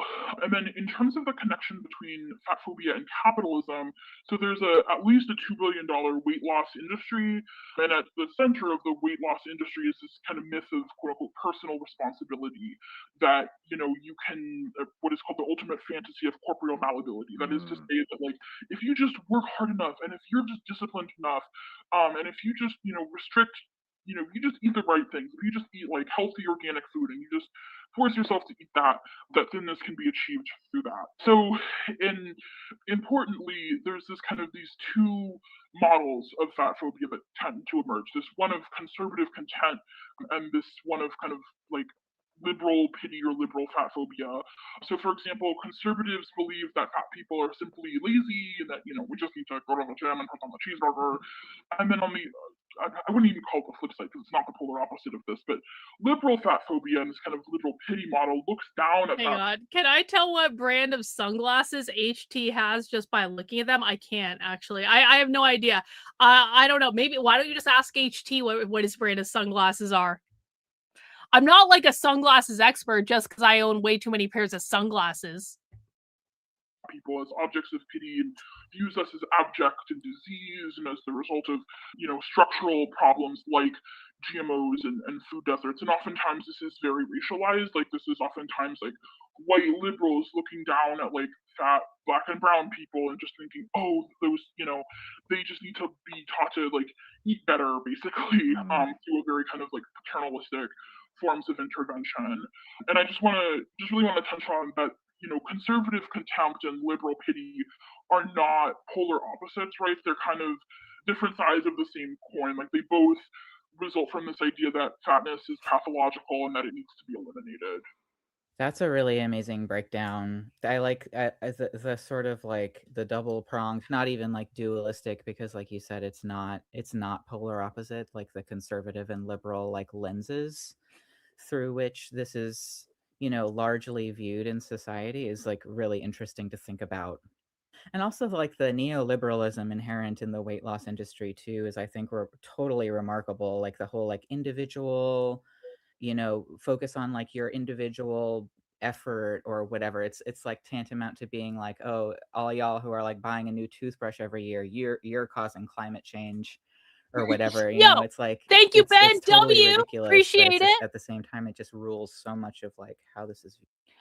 They believe that all people are oppressed by capitalism, regardless of whether you are liberal or conservative. They believe that all people are oppressed by capitalism, and so they would say that fat conservatives are oppressed by the same thing that leftist fat people are oppressed by, except that conservatives are more accepting of that thing because they hate themselves and yada yada yada. Whereas leftists have woken up to the idea that they are they basically think that like fat conservatives are asleep and don't understand they're part of an oppressed class by capitalism. So they think that it's all kind of like the same thing. Good question though. Yo, W's in the chat for Deeds, a channel membership. Guys, we are 26 channel memberships away. That means if 5 people donate 5 channel memberships, we are at the goal. We would need an additional one basically, but we need 5 people, guys. 5 people to donate 5 channel memberships, and then we meet the goal. And I will stop asking, why do you guys make me ask so much? Has anyone, if you have, listen, guys, I'm going to say this again. We are so close to the goal. I will stop talking about the goal as soon as we hit the goal. If I have taught you something today, please consider donating a channel membership. Just donate one. It's $5, bro. It's $5. I paid $5 for a cup of coffee today at Dunkin' Donuts. Pay your class dues. I'm taking hours out of my day to teach you guys shit. Pay your class dues. W's in the chat from Malcolm with 5 channel memberships. Really appreciate that, bro. We're getting so close, guys. I'm going to keep complaining and interrupting until we hit the goal. Thank you, Grandma Nay, for the channel membership. W to Grandma Nay. Thank you to RM Sabo. Thank you, RM. We appreciate that. Look, we're so fucking close, guys. We need like 3 more people. We need 3 more people to donate 5 channel memberships. We're at 85. Can we just knock it out now? Can we just knock it out now? I'm just gonna hang out. I'm gonna see if anyone wants to get us over the goal. We need 3 people to donate 5 channel memberships. Can we just knock it out? Can we just be done with it? Can we do it? I believe in you guys. If you want this content to be freely available, if you want to allow me to continue to do this stuff, I had to research for like 4 hours last night to find this stuff. That was 4 hours I could have been spending doing something else. No, Grandma Nay, a channel membership is great. A channel, if you can afford 1 channel membership, that's fucking awesome. I really appreciate it. Don't worry. Don't ever apologize. Ginny in Texas. W's to Ginny in Texas on Rumble with a channel membership. All right. Well, we have until the end of the stream. So, Malcolm. I got my McCarthy was right in Doc Plague Doctor t-shirts yesterday. They're awesome. Thank you, Malcolm, for buying from the Red Menace Supply Company. That is redmenacesupply.com if you wanted some cool shit. I'm going to be working on doing an update to the store this week, hopefully getting some more t-shirts in there. We got Johan in with the 5 W's to Johan. Thank you so much for that. Really, really appreciate it. All right, we're super close. I know we can get there. 9 more to go. Let's continue with the stream. Dude. Right, absolutely.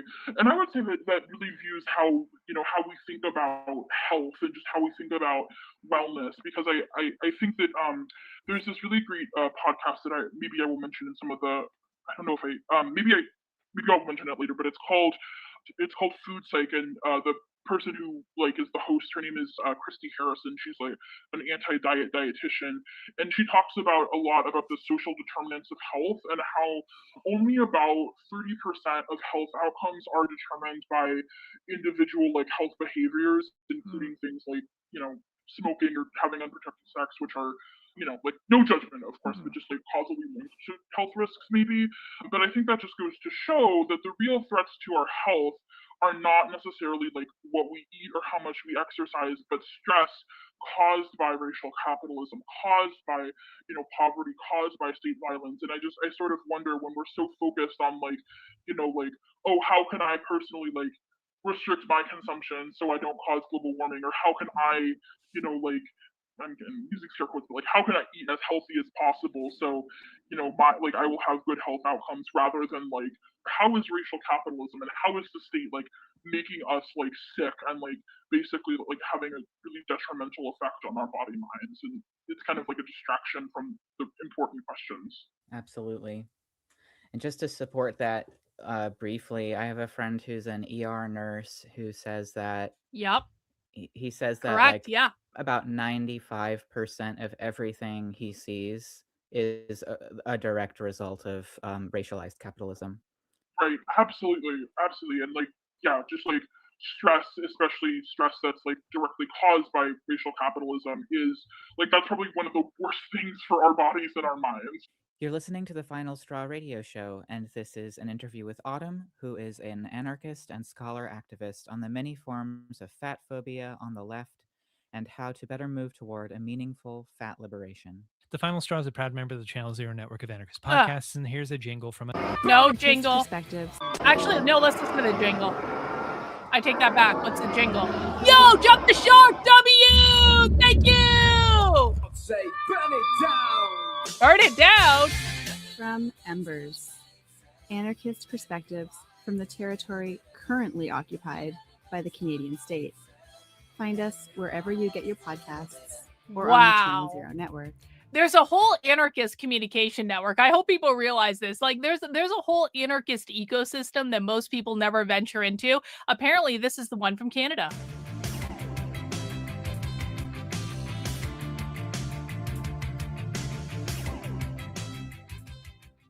To touch also briefly on the liberalism and the fat liberation movement aspect of your work specifically, you write and compile resources about the interaction of the body positivity, in quotes, and diversity aspects to capitalism and toxic dieting culture. Would you expand on this and say a few words about how this also influences like more left radical spaces? Mizakan, what'd you send me? So the term body positivity, to me, it's pretty meaningless, and I feel like it's basically become this kind of individualistic self-help movement, which locates the solution. Hang on. We have an Yo! Hey guys, Mizakan found proof for us that this is Trigglypuff. Mizakan for the win. You guys are gonna love this. Mizakan found a post. This looks like it's on maybe Facebook. This looks like it's Facebook. Western Massachusetts Anti-Capitalist Network. This is an interview with the Western. This is Autumn Miller right here. This is Trigglypuff. This is Autumn Miller right fucking here. That is Cora Siegel. That is who we are listening to right now. Trigglypuff identified positively. Mizakan W. Thank you, Mizakan, for getting us absolute proof that we are definitely listening to Trigglypuff. I knew it. I had a sneaking suspicion there was only one Autumn in the fatness ecosystem, and you can't really miss her because, like, literally, Autumn is like the center of the room, in which she's got such a massive gravity that literally everyone is circulating around Cora Siegel / Autumn Miller in the middle of the picture. Yup, Trigglypuff identified right there. Boom. Good find, Mizakan. Well done. Well done, my friend. Well done. Hans in with the W. we are at the goal. I knew you guys would do it. I knew it. I knew it. I knew you guys would do it. Awesome, awesome, awesome. W's to Hans. W's to everyone. Now, if you guys still want to donate channel memberships, of course you can. But as promised, I will stop asking. I will shut the fuck up now, and we can just enjoy the rest of the stream, and I will teach you what I know. Thank you guys so much for meeting the channel membership goal today. I really do appreciate it. Again, I'm 100% independently funded. I cannot do this if you guys do not allow me to do it. And now we've got 100 more members that we can bring into movie night with us tonight in the supporter Discord at 9 p.m. But we have about 45 minutes before that, and we're going to continue with this. You like my sunglasses? I have a whole treasure trove collection of sunglasses now. But I do like these. These are very 70s, and I appreciate the big, gaudy, oversized. To fat phobia in individuals loving their bodies and, separate from anything that's political. And, there's nothing wrong with self-love. I think it can be really helpful. But as activists, we need to be invested in a political revolutionary movement rather than focusing on self-help.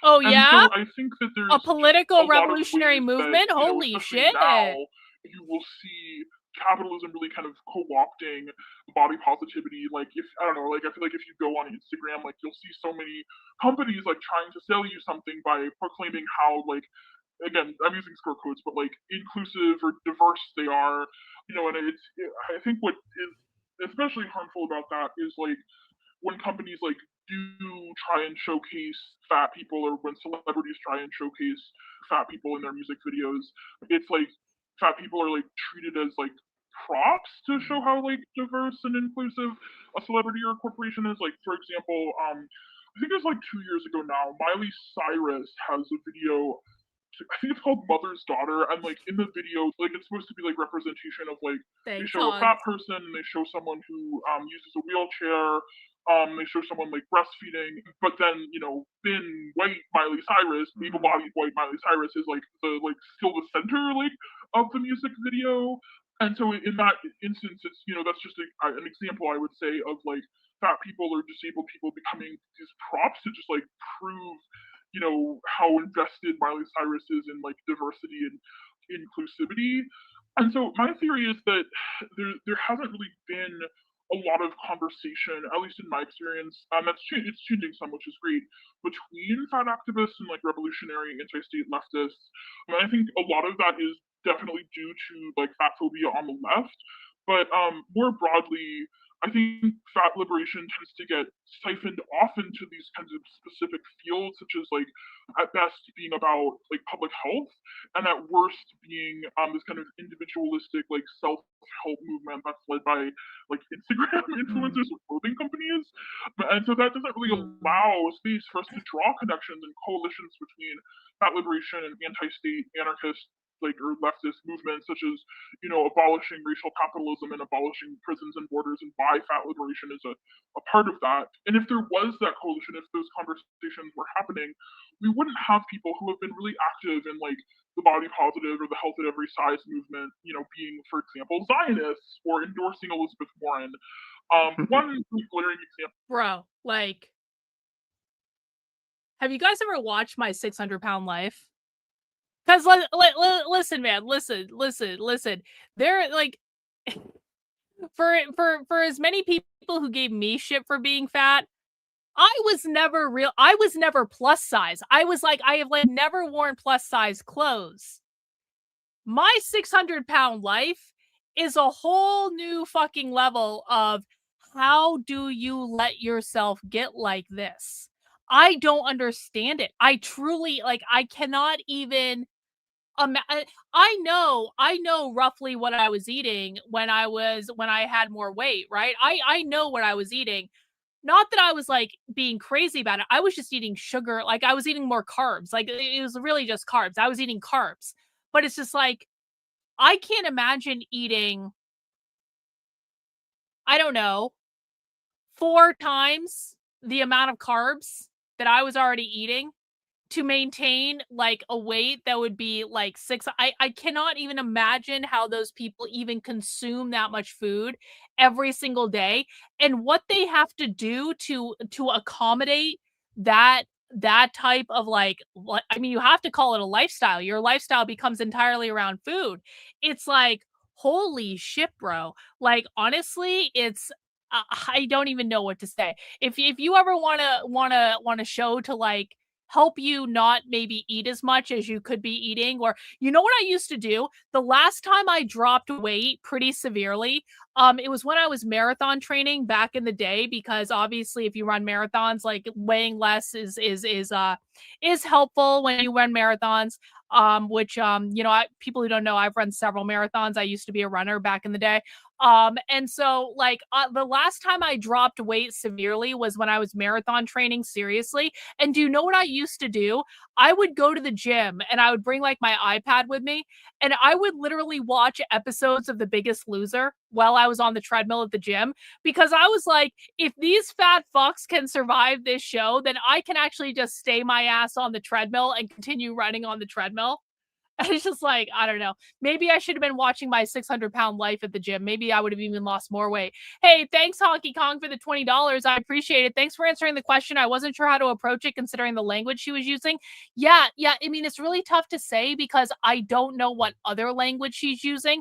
Like, again, I personally find the idea of fat shaming, like on an individual level, I like, unless someone has called me fat or has been terrible to me, I will never go up to someone and say, you fat fuck, blah, blah, blah, go on a diet, blah, blah, because I actually do find that to be detrimental. I know it's never really like inspired me to want to lose weight. It just inspires me to want to give someone the finger. So I can understand people being adverse to fat shaming, but not doing it from a political standpoint. So that really is the difference. It's like, if you are opposed to fat shaming on a political standpoint because you believe that fat people are oppressed by capitalism, that is a different instance than someone being opposed to fat shaming just because they find insulting people and being a toxic retard to be reprehensible. So it could be either thing. I do appreciate the super chat though. Thank you. The Biggest Loser was an awesome fucking show. I always found The Biggest Loser to be very inspirational. Like, those people, regardless of how you kind of feel about that, or Jillian Michaels or anything like that, those people worked fucking hard.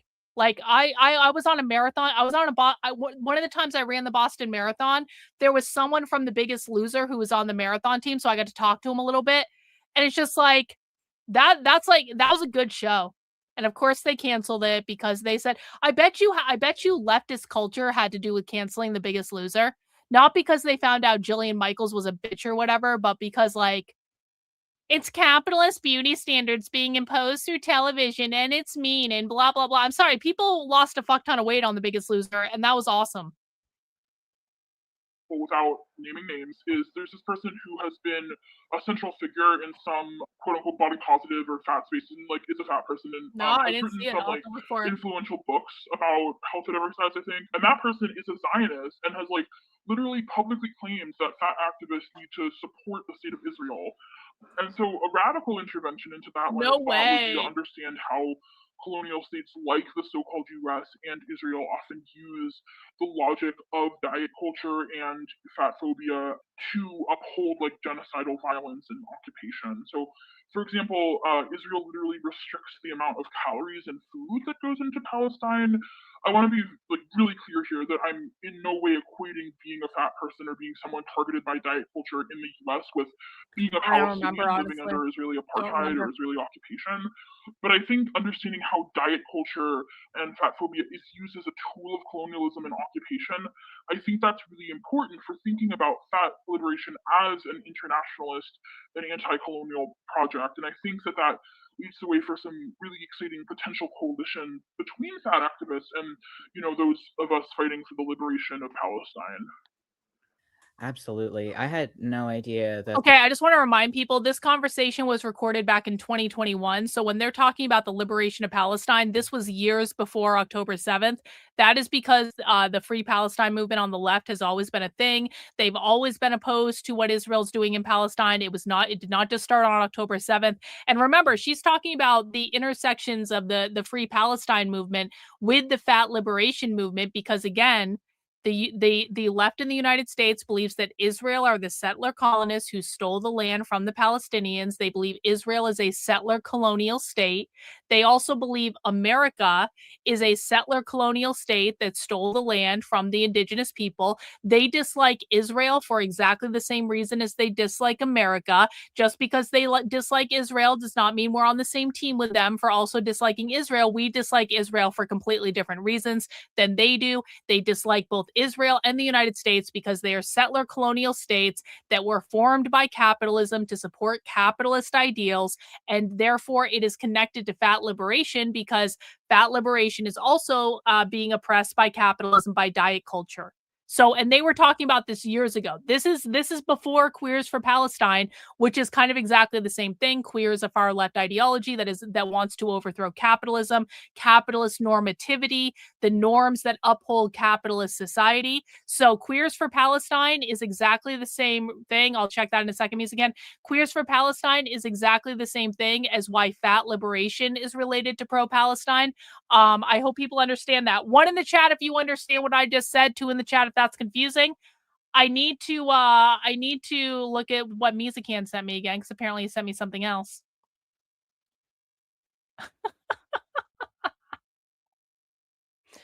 Okay, what does Misakan have for us now? What does Misakan have for us now? He's got the Twitter account, Fatties for Palestine. Fatties fighting, let's follow that. Fatties fighting for the liberation of all. No one is free until we're all free. A Palestinian-led collab between these people right here. I don't know who these people are, but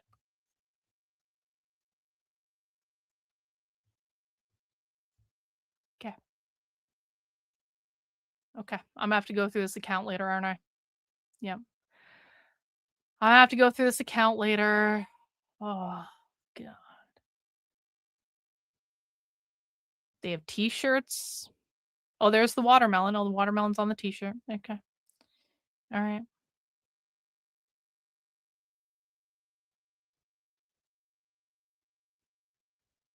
This just keeps getting better. The more I scroll, the better this gets. These Washington Democrats are voting uncommitted to send a message to Biden. Oh, because they hated Joe Biden. Oh, you don't say. Oh, oh, God. Should we click on this? Let's do it. Oh. Is inherently and intimately connected. Hang on. What? Start again? Every single form of oppression is inherently and intimately connected. So for me, my hope is that if you are following my page for fat liberation content and you yourself are a fat liberationist, that you are actively standing in solidarity in whatever ways that you can with the people of Palestine, not only for an immediate and permanent ceasefire, but for land back as well. So with all of this said, there's a fundraiser that y'all need to go and support immediately. No, it's a collaboration between. No, we actually don't. No, we don't need to support a fundraiser. No, we don't. No, we don't. No, we don't. Fatties for Palestine. No, we don't. We do not. Is there any other video? No. Oh, wait, hang on. Let's just see.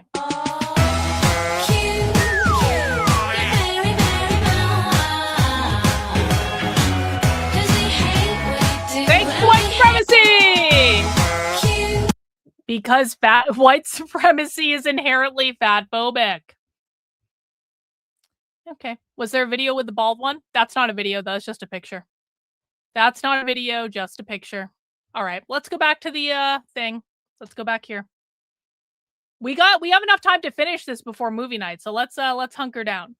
The state of Israel was doing that bullshit. That is really like they believe they want to outlaw all health insurance. They believe in universal health care, that health insurance is privatized. Again, capitalism is private property ownership. Health insurance is private. Health insurance is not public because we do not have universal health care. Therefore, all health insurance is a representation of capitalism and should be abolished, because what we really should have is universal health care where all resources are available to everyone. So they are not opposed to, or excuse me, they are not in favor of insurance at all. They want universal health care. Good question, though. Stark and very, very troubling. I'm wondering too, so just to like narrow the focus perhaps onto like radical and anarchist spaces, there's like many, many, many ways that fat phobia and fatmesia like spin out in anarchist spaces and rad spaces, but one of those that is mentioned in your syllabus, or that you mention in your syllabus, is that people sometimes exhibit the unfortunate tendency to equate fatness with capitalism. Can you expand on how you see this happening? Yeah, expand. 100%, yeah. So I never want to see another anarchist or another leftist graphic that uses fat bodies as a metaphor for capitalism or bosses or the police. So I feel Oh! like Okay. What she's pissed off about is this. On leftist memes, when they are depicting the boss, the owner, the bourgeois, they always depict the boss as being fat. Because it's kind of like the fat Monopoly man. It's like the rich bougie guy with the top hat and he's got a big belly. And so what Autumn Miller / Cora Siegel is pissed off about is that the boss or the oppressor, the capitalist, is depicted as fat because she believes that fat people are inherently, the fat cats. Exactly. It's a fat cat. Yeah, exactly. That's what she's pissed off about. Listen again. The unfortunate tendency to equate fatness with capitalism. The boss. Can you expand on how you see this happening?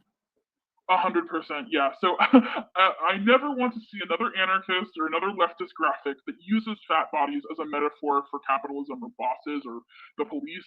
So I feel like I've seen just a lot of just like graphics that show like workers tearing down the big fat boss. And I just like want to like face palm whenever I see that because that's a great way to, alienate your fat comrades. That imagery is especially ironic because like other marginalized groups, statistically, fat people are more likely to be paid less and they're more likely to live in poverty. And I think obviously gender and race like play into that, but it's unlikely that like the CEO of a big company would be a fat person, even if it is like a white cishet man. And again, I see this kind of a lot of in leftist spaces, a lot of like just repeating like diet culture logic around fat being unhealthy, fat being something that needs to be eliminated. Particularly, I see it come up in conversations around food deserts and this idea that again this kind of like liberal like playing into the liberal pity idea that like fat bodies are like this tragic result of food deserts or food apartheid. Marquis Mercedes, who's a really wonderful critical public health studies scholar and activist, and also a fat studies scholar. We really got to hunker down again on the mapping the modern left thing. I know we kind of put that aside when we were just covering the anti-I stuff, and then like I just like have been not even able to get my head back into it. We got to really like I'm gonna okay. After we do the infiltrating the left training this week, and after we do the no kings thing, we're gonna hunker back down on the mapping. We're gonna start to bring all these ideas back online that we took a little bit of a break from. This is what we do in this community. We start things, then we take a break, then we go back to those things, and then we continue to build them out. I know you have everything ready to go, Reagan, because you're a fucking professional and fucking awesome. And I just want you to know that like it's not something I'm unaware of. It's just like sometimes we need to put things aside and come back to it. That's just the way the community functions. People got to get used to that flow of things if you're going to be here. It's the way it goes. A really wonderful article. Also because I'm an Aries. Decenter equity and decenter thinness in the fight for food justice, and she talks about understanding food apartheid or differential access to food across racial and capital and class lines as an intentional. But I just want people to know we have not abandoned that project. We just put it aside when we were covering the anti-I stuff because that took priority and all the protest stuff, and then I just needed a little bit of a break to decompress a little bit. So we haven't. Nothing has been abandoned. It's just been put on a temporary pause, and then we're going to revive it when it's appropriate to revive it, and that's the way it goes. Capitalist violence, and then the problem with a lot of liberal so-called food justice movements is that they use fat phobia and diet culture to distract from the real problem of racial capitalism, with the focus being on, again, quote-unquote, obesity, real problem of racial capitalism. Paternalistically, like, quote-unquote, fix the habits of, like, the eating habits of poor Black and brown people that don't fall into, like, a fat-phobic white, middle class centric standard of healthy. And this great article by Marcela Mercedes also talks about how true food justice is not about what one person or organization believes that marginalized communities should be eating. It's about supporting the community's autonomy and control of their food. It's about supporting people to be less stressed, well fed, and nourished, however that may look like. On a side note, I've found it telling how there is so much focus on trying to get poor working class people to like eat more vegetables or eat less processed food, and this idea that that's going to be again some kind of remedy for racial capitalism and state violence. Of course, there's nothing wrong with building a community garden, but I encourage us to think so critically. See, we have to be really careful when we do this stuff, though. Like, and for people who are new, I understand people's inclination for this, and it can be a great way to find things, but we have to double check everything. We have to actually put human eyes on everything, because like AIs or scraping algorithms or things like that, they can actually be really helpful in some respects, and in other respects they can be actually detrimental if we're not double checking everything with a human eye for accuracy. So I think this is really great. I just think we need to be very careful about relying on this specifically, just because if we have to actually be looking at everything. But if you have a way to do this, and especially not on YouTube, actually one of the best things that someone could do if someone wants to work on this project, Vimeo. Vimeo is like a black hole when it comes to leftist organizing videos. There are a fuck ton of leftist organizing videos on Vimeo. There's no good way to find them. There's no good way to find them. So, like, finding it on YouTube is good. If we can get some sort of scraping algorithm to help us identify leftist videos on Vimeo, Vimeo is the gold mine treasure trove of leftist organizing. I just don't have a good way. It's like Blue Sky. Yeah, Vimeo is like Blue Sky, but for video. To think critically about why we as a culture are so obsessed with food and exercise as the ultimate, remedy, when we know that there are more important issues that we need to You address. can do that? Awesome. Awesome. I think there's something to be said about the way that and this is going to be an unpopular opinion maybe with some people, but this kind of hatred and disgust like of fast food, and the way that I see sometimes in leftist spaces like fast food being singled out as this like really like disgusting abomination that like nobody should be eating. And I think it's important to think about, well, why do we think that, and why are we singling out McDonald's when Whole Foods or the United Fruit Company or Sabra Hummus are like active participants or causers of gentrification, or of like the United Fruit Company literally supported the U.S. military installing right-wing military coups in Central America and the Caribbean, or Sabra Hummus is like profiting off of the occupation of Palestine. And why do we single out like fast food or food corporations that we see as unhealthy when it's kind of there's some very pervasive like racist, fatphobic, and classist stereotypes about like who is presumed to eat fast food. Like really, like let's really think about like when we think about people who eat fast food, who are we thinking of, and why are we singling out fast food? And I just want to say that McDonald's is fucking great, and even though I can't eat it right now, as soon as I hit my goal weight, I swear to God, this is the truth. I swear, I don't eat McDonald's often. I never did. But one of the first things I'm going to do when I hit my goal weight is I'm going to go get 2 double cheeseburgers from McDonald's, because McDonald's is fucking life. It's so fucking good. And I can't eat cheeseburgers right now because of bread. But that's gonna be one of the first meals when and honestly, they're probably gonna taste gross to me after 6 months of starving myself on the keto crash starvation diet. But I can't fucking wait. I cannot fucking wait. I love McDonald's cheeseburgers so much. They are the greatest. You will never convince me otherwise. That's not necessarily accurate, but it's a very unfortunately pervasive cultural trope about like who is presumed to eat fast food. I guess another kind of like areas of fat phobia that I see in like leftist spaces are I don't hear this as much in anarchist spaces. I feel like I hear it more from like Marxist Leninists, but this argument that like we need to get the proletariat fit and healthy so they can fight Nazis. That makes me pretty angry because that's just literally eugenics and diet culture disguised as a poor interpretation of anti-fascism. You can kill Nazis on a moped.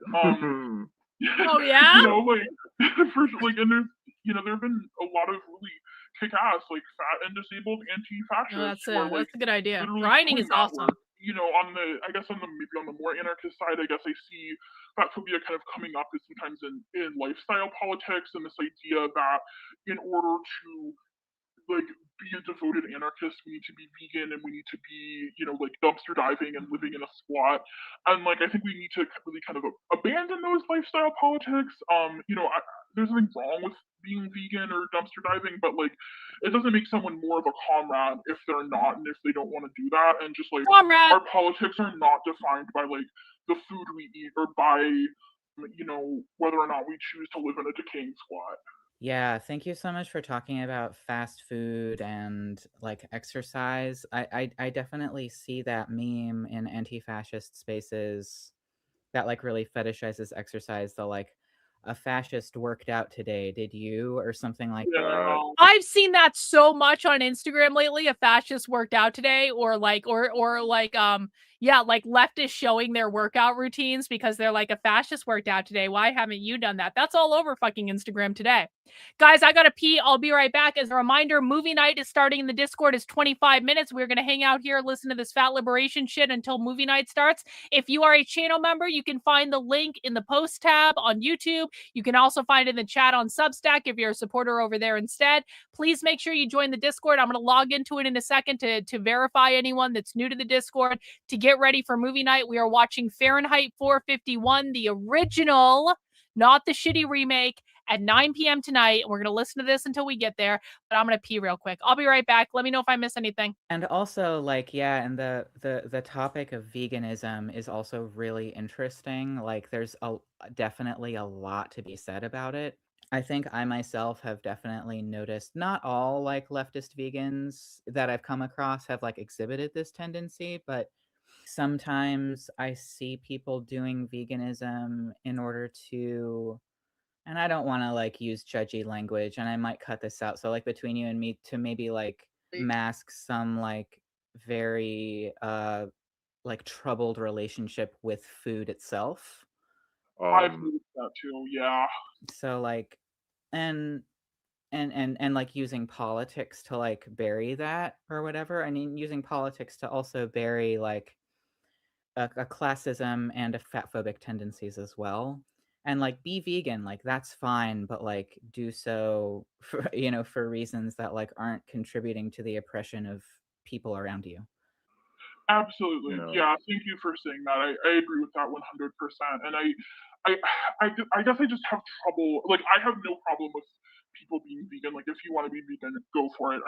That's completely your prerogative. But I'm back. I guess I just have trouble with this any kind of ideology that attaches moral values to the food that we eat.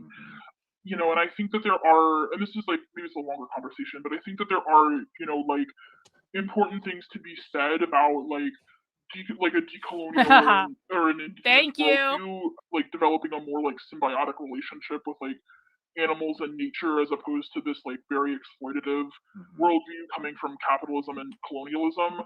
But I just have a lot of issues when people try to integrate speciesism into an intersectionality framework and claim that veganism is like somehow anti-oppressive. Yeah, I mean, like capitalist veganism is just as oppressive to like humans and to the earth as other things. We're just like, I don't know, there was, you know, all of this analysis about factory farming, which like factory farming is traumatic, right? Like, and For sure. people are like super traumatized by it. On the other hand, like I'm not going to tell somebody that they like can't eat something if they need to eat. Right, right, absolutely. And I think it's just like, Yeah, again, vegan factory farming normativity. is horrific and, you know, it should be abolished. But I question, like, is the issue meat or animal product consumption, or is it capitalism and colonialism? Totally. Capitalism. Yeah, and I think that the common denominator here of the problematic common denominator is definitely capitalism and colonialism. Aha. Right, absolutely. I'm wondering your thoughts on how we, like, as a scene together could bring fat liberation into radical and anarchist spaces and thought. Love to hear your thoughts on that. Yeah, I really appreciate I don't want to that watch that question. I movie, think it Chicken kind of Spawn. starts with naming and identifying fat liberation as a Good, revolutionary thank you. struggle and actually talking about it and engaging with it. You know, I think thin people especially need to engage with this.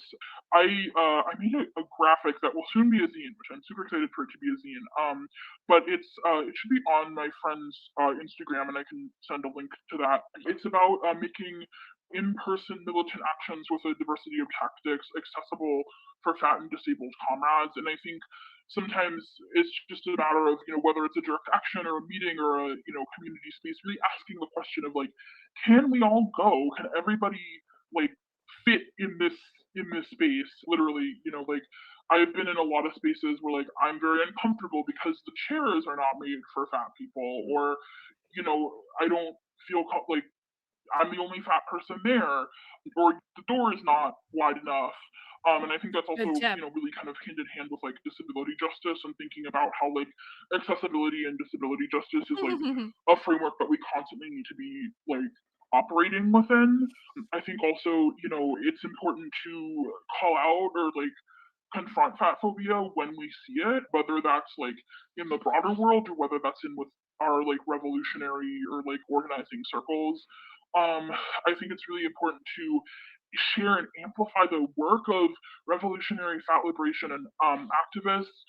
So the names that I mentioned before are Deshaun L. Harrison, Marquise L.A. Mercedes, Hunter Shackelford, Dr. Sabrina Springs, Gervais. Other folks who are doing really incredible work are Caleb Luna. I think both their Instagram and Twitter is Chairbreaker, and then Sonali Rachatoir, who's at the Fat Sex Therapist on Instagram, who has some really incredible content. So I just like encourage everybody to just like go follow these people. Again, like if you have financial resources, we're gonna have to make a whole like. Do you know what we really need to do with the mapping of the modern left ecosystem thing? It's not just one map. It's several different submaps, and then we have to try to find ways to connect those maps. So what I'm saying is we're going to have to make a whole mapping the modern left ecosystem for just fat liberation. We're going to have to make a separate mapping the modern left See, this is why this project is taking so long to think through, because it's so fucking big. We're going to have to make a separate mapping the modern left map for the queer liberation ecosystem. We're going to have to make a separate one for abolish the family, gender ideology. We're going to have to make a separate one. We're going to have to make separate fucking maps for every single fucking thing. It's gonna like conglomerate at some point into one large map. But like this is a big fucking data I continue to say this. I've said this for a year. This is a big fuck off data management issue. Patreons, consider you know, donating to them financially. You know, and I think beyond that, like it's really important to reach out and invite fat activists to like be part of your movement and like be in coalition with you. And I get excited when I hear other leftists like just naming fat phobia, but I feel like I shouldn't have to feel that way because fat liberation should be the norm. You know, I think also you can solve it. Okay. Rejecting the moralization of food, you know, and just like understanding like how oftentimes like our hatred of fast food is like very enmeshed with like fat phobia, anti-blackness, like classism and capitalism. Because there are a lot of like really pervasive fat phobic, racist, and classist like cultural stereotypes around like who eats or is presumed to eat like fast food or processed food, like, and no matter how much we try to masquerade like our hatred of fast food or processed food as anti-capitalist or as like condemning the corporations that produce the food, like that's no matter how much we try to masquerade that, that's still like rooted in this kind of like fat phobic idea of that some certain food is like better than other foods. You know, in a post-revolutionary like world, like people will still have the options to eat like hamburgers and fries. Can you DM it to me on Twitter? Can you DM it, or you can put the title of the video in the chat? That would be rad. Jump the shark. I would appreciate that. Foods, like if they want to, and like that's okay. You know, I think also just like trying to like hide hatred and disgust like for fast food, like behind like anger at the corporations and like their exploitation of workers. That doesn't actually help fast food workers unionize or build power and organize. I'm a former fast food worker, and I can really attest to how alienating that kind of attitude of being disgusted by fast food is to fast food workers. I'm also a former fast food worker and definitely share that. You mentioned Bro, just start eating a lot of chicken. That's all you need to do. Stop eating sugar, stop eating carbs. I still have the tiniest bit of cream in my coffee that's like has sugar in it, but that's really all the sugar I eat on any given day. Just put protein powder in your coffee, collagen powder in your coffee. You need a fuck ton of sugar, or not sugar. Fuck ton of chicken, no sugar. Fuck ton of chicken, fuck ton of egg whites. That's all you need. That's it. Just cut everything else out. Be fucking militant about it. That's all you need to do. Now, what I'm describing is probably really unhealthy, and don't take diet advice from me. I really do mean this. I'm not a dietitian. I just know how to lose weight very quickly when I need to. And so that's what you need to do. Chicken, egg whites, protein. That's it. No sugar. like fat activists and fat activism. Would you speak about the Fat Rose Collective and how it came to be formed? Yes, totally. So I believe Fat Rose was formed in the summer of 2019 by fat and disabled activists who organized around the Abolish ICE movement to close the concentration camps.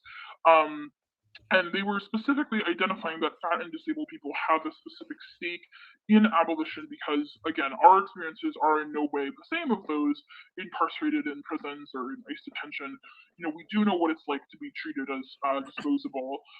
So my understanding is that Fat Rose really recognizes the radical potential of fat people to organize, as well as aiming to create spaces where fat people can organize without experiencing fat phobia from other organizers. It's not really my story to tell, but I know that there are folks in Fat Rose who have like specifically sought out fat fat specific organizing spaces because of some really horrendous experiences with fat phobia in other like lefty or progressive spaces. Fat Rose Yo, organized a no, really this is beautiful action. actually like unironically, butter coffee is fucking awesome. I love butter coffee. I think it's a great like you get like ghee from like Whole Foods or something, and you put a spoonful of that in your coffee, you put it in a blender, you mix it up. There's not I need to bust out my blender again because like I used to have butter coffee all the time the last time I was training for a marathon, and it was awesome. It was the best. In San Francisco at the ICE headquarters, where they demanded the abolition of ICE and the closure of the concentration camps. Caleb Luna, who I mentioned before, who's a scholar activist around fat liberation, read a really beautiful speech there. And this was the first time that I'd really seen anything to that magnitude that was explicitly organized from a disability justice and fat liberation focal point. Additionally, during the ongoing COVID pandemic, Fat Rose has organized the No Body is Disposable Coalition, which demands an end to eugenicist COVID triage policies in ICU, where fat people, disabled people, elderly people, people who are HIV positive, and people who are living with other illnesses are denied life-saving COVID treatment or taken off ventilator treatment. And there's literally like procedures for like hospitals to like take people off ventilator treatment if they fall into one of these categories. And Fat Rose has been doing a lot of really cool work to organize against that. Since then, I gotta Fat use Rose has put on Discord. a lot of really rad events. I know they recently did a series called Busting Out about fat liberation and prison abolition and transformative justice. They have I believe their Instagram is at FatLib Inc. And their Facebook it should be Fat Rose. So I encourage also listeners to check them out on social media and follow them on social media. Totally. They have a really beautiful website that's just fatrose.org where you can see a lot of like you can see how to get involved, you can see like essays that they have written, you can see more about busting out. I'm looking at it right now. It's like they have a cookbook, they have all this like beautiful material on their website. So I encourage people if they're curious to like go check it out. Totally, yeah. Thank you for shouting out the website. Yeah, it's a really wonderful organization and really cool website. Totally. You touched on this like in previous answers, but like I'm curious specifically if you have more words on how might you encourage thin white people to show up for their fat comrades, friends, and family. Ha! Absolutely, yeah. So I think it can't just be fat people showing up for fat liberation. As previously mentioned, I think it's really important to think about how you can name and show up for fat liberation struggles. Amplify the work of Fat Rose. Again, if you have financial resources, support or amplify the work of fat Black and Brown activists. Join their Patreons, support them financially. If you're a thin white person who has a lot of social capital and visibility, think about how you can reject the pedestal that you're placed on and how you can kind of like pass this shine to others, especially other organizers. On a personal level, kind of interrogate who your friends or like even lovers with. How do you treat fat people in your lives? Are your spaces accessible? You are fat phobic if you don't want to fuck fat people.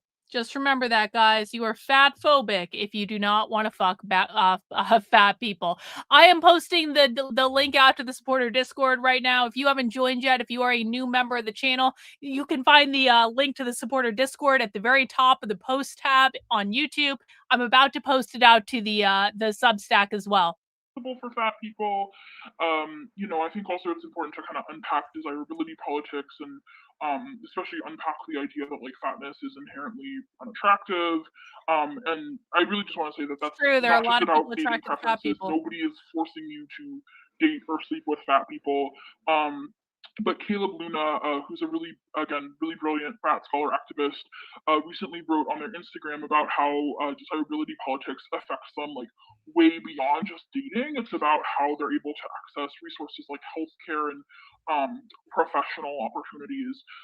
And beyond that, I think in our like radical, like in our revolutionary movements, it's just really important to again kind of make sure that we're also talking about fat liberation and we're naming the kind of and also organizing against the intersections of fat phobia and racial capitalism or fat phobia and colonialism. So it's about both like listening, doing some like self-reflection and introspection as well as kind of materially showing up. Totally. Yeah, and if people are like looking to start a like reading or listening group, your syllabus really has just like so much information in it. So It's much broken down into information. categories. Thank you, Like Autumn. there's a for, category on anti-fatness and anti-blackness. There's a category on cis heteropatriarchy. It's really, really, really well organized and has a lot of reading resources if reading is something that like feels good to folks. How can people see this document? Is it available for like public use? Yes, thank you for asking. It is available for public use. It's available at tinyurl dash fatlib syllabus. If there are show notes, you can put the link to that in the show notes. But yeah, it's available tiny URL. Please share it widely, amplify it. Totally. No, it's there's so much there. Like I Same really thing. It's the got same a thing as lot out of earlier. looking at this document and just like going on these like tangents and going down rabbit holes, and it's like a really, really, really well done document. Thank you so much for doing it. Well, thank you so much, and yeah, thank you so much for engaging with it. I do recognize that like not every reading a long document is that's super understandable is not accessible for everyone.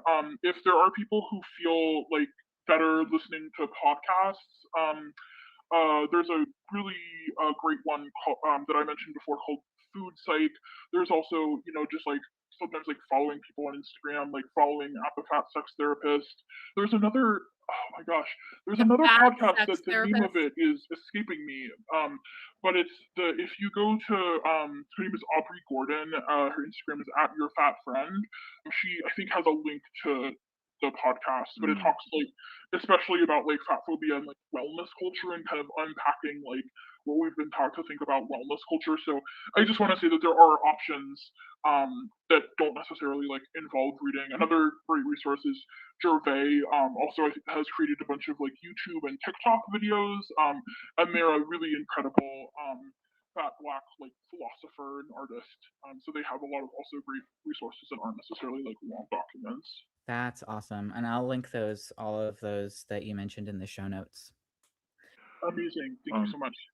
How can people support you and your work? And you've shouted out a lot of other folks, how people can support them, but like how can people support you if you would like that? Yeah, Yeah, Autumn. thanks for asking. I think so. I'm not on social media personally, but I think just keep sharing the Fat Liberation Damn. syllabus. Keep circulating it. Especially donate and amplify the works of like especially Fat, Black, and Brown activists. You can donate to Fat Rose. My my friend there. One of my close friends has an Instagram and Twitter that is like I think it's both abolish Well, the USA. my DMs are open on Twitter, so anyone can message me. So I don't know what's going on there. So I would just try again. My DMs are open, so take another look, I guess. On both Thanks for trying, though. Instagram and Twitter, and they were the person who suggested I like write the syllabus, and on their platform that was like where the syllabus like was originally circulated from. So if anyone I guess wants to like email me or get in touch with me specifically, maybe you could contact them at Abolish the USA and say you have a message for me. Autumn, those were all the questions that What? That is like I think it's both abolish the USA on both Instagram and Twitter, and they were the person who suggested I like write the syllabus, and on their platform that was like where the syllabus like was originally circulated from. Abolish So if anyone I guess wants to like USA. email me or get in touch with me specifically, maybe you could contact them at Abolish the USA and say you have a message for State Subversive Mutual Aid. 17,000 followers. Abolish the USA. Oh, look, another massive fucking rabbit hole, guys. Another massive rabbit hole. Bro, you can't post a link here because you're not a mod. That's why. That's why I asked you to DM it to me on Twitter. You're not a mod. That's why you can't post a link. If you're not a mod, you can't post a link here. It has nothing to do with the link. It has to do with not being a mod. Autumn, those were all the questions that I had. Thank you so much for your time in having this conversation with me. I really appreciate your energy and the. All right, we're finished. We're finished. Hey, look, just in time, ladies and gentlemen, just in time. All right, guys, we are about to go and depart. Wow.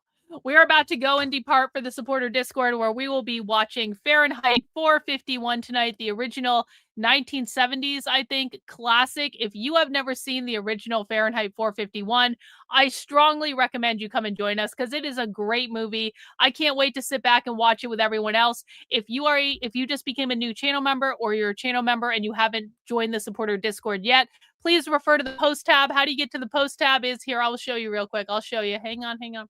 I will show you how you get to this.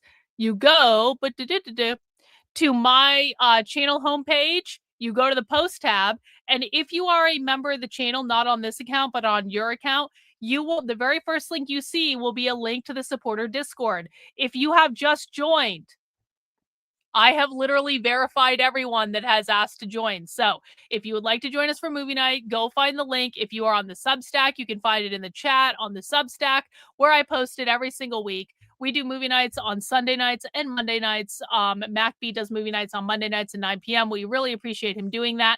I want to thank everyone that donated 102 channel memberships today, meeting our channel membership goal. You guys rock. Thank you so much for funding what I do. I cannot do it without you. Let me ask before we leave.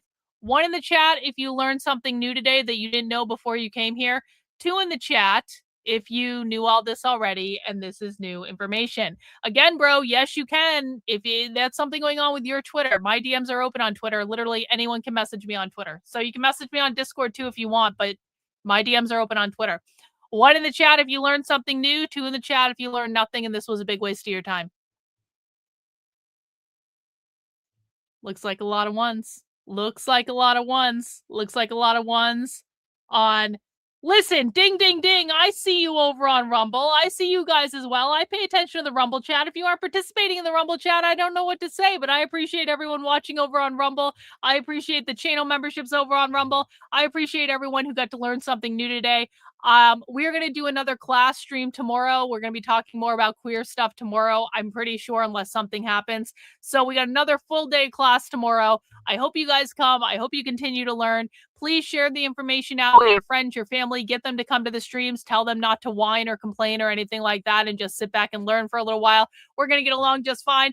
Let's all go to the supporter Discord where we will be joining MacB for a screening of Fahrenheit 451. I appreciate you guys. Thank you so much for supporting my work and allowing me to serve you. I will be back tomorrow at 5 p.m. and we'll do it all over again. Take care, guys. We'll see you soon.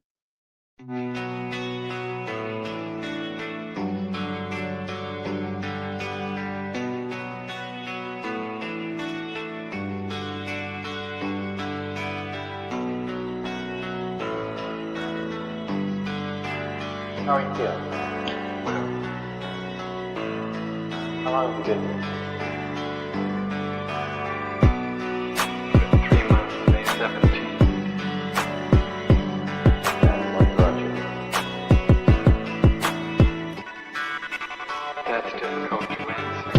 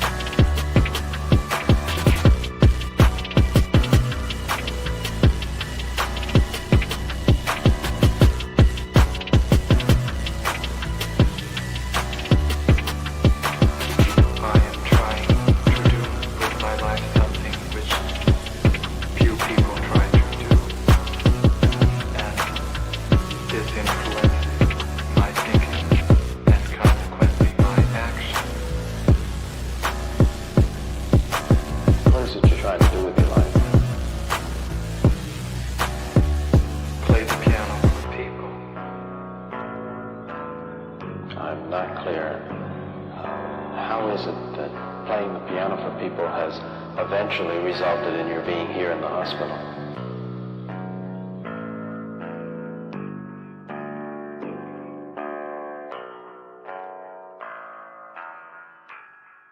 That's difficult to answer.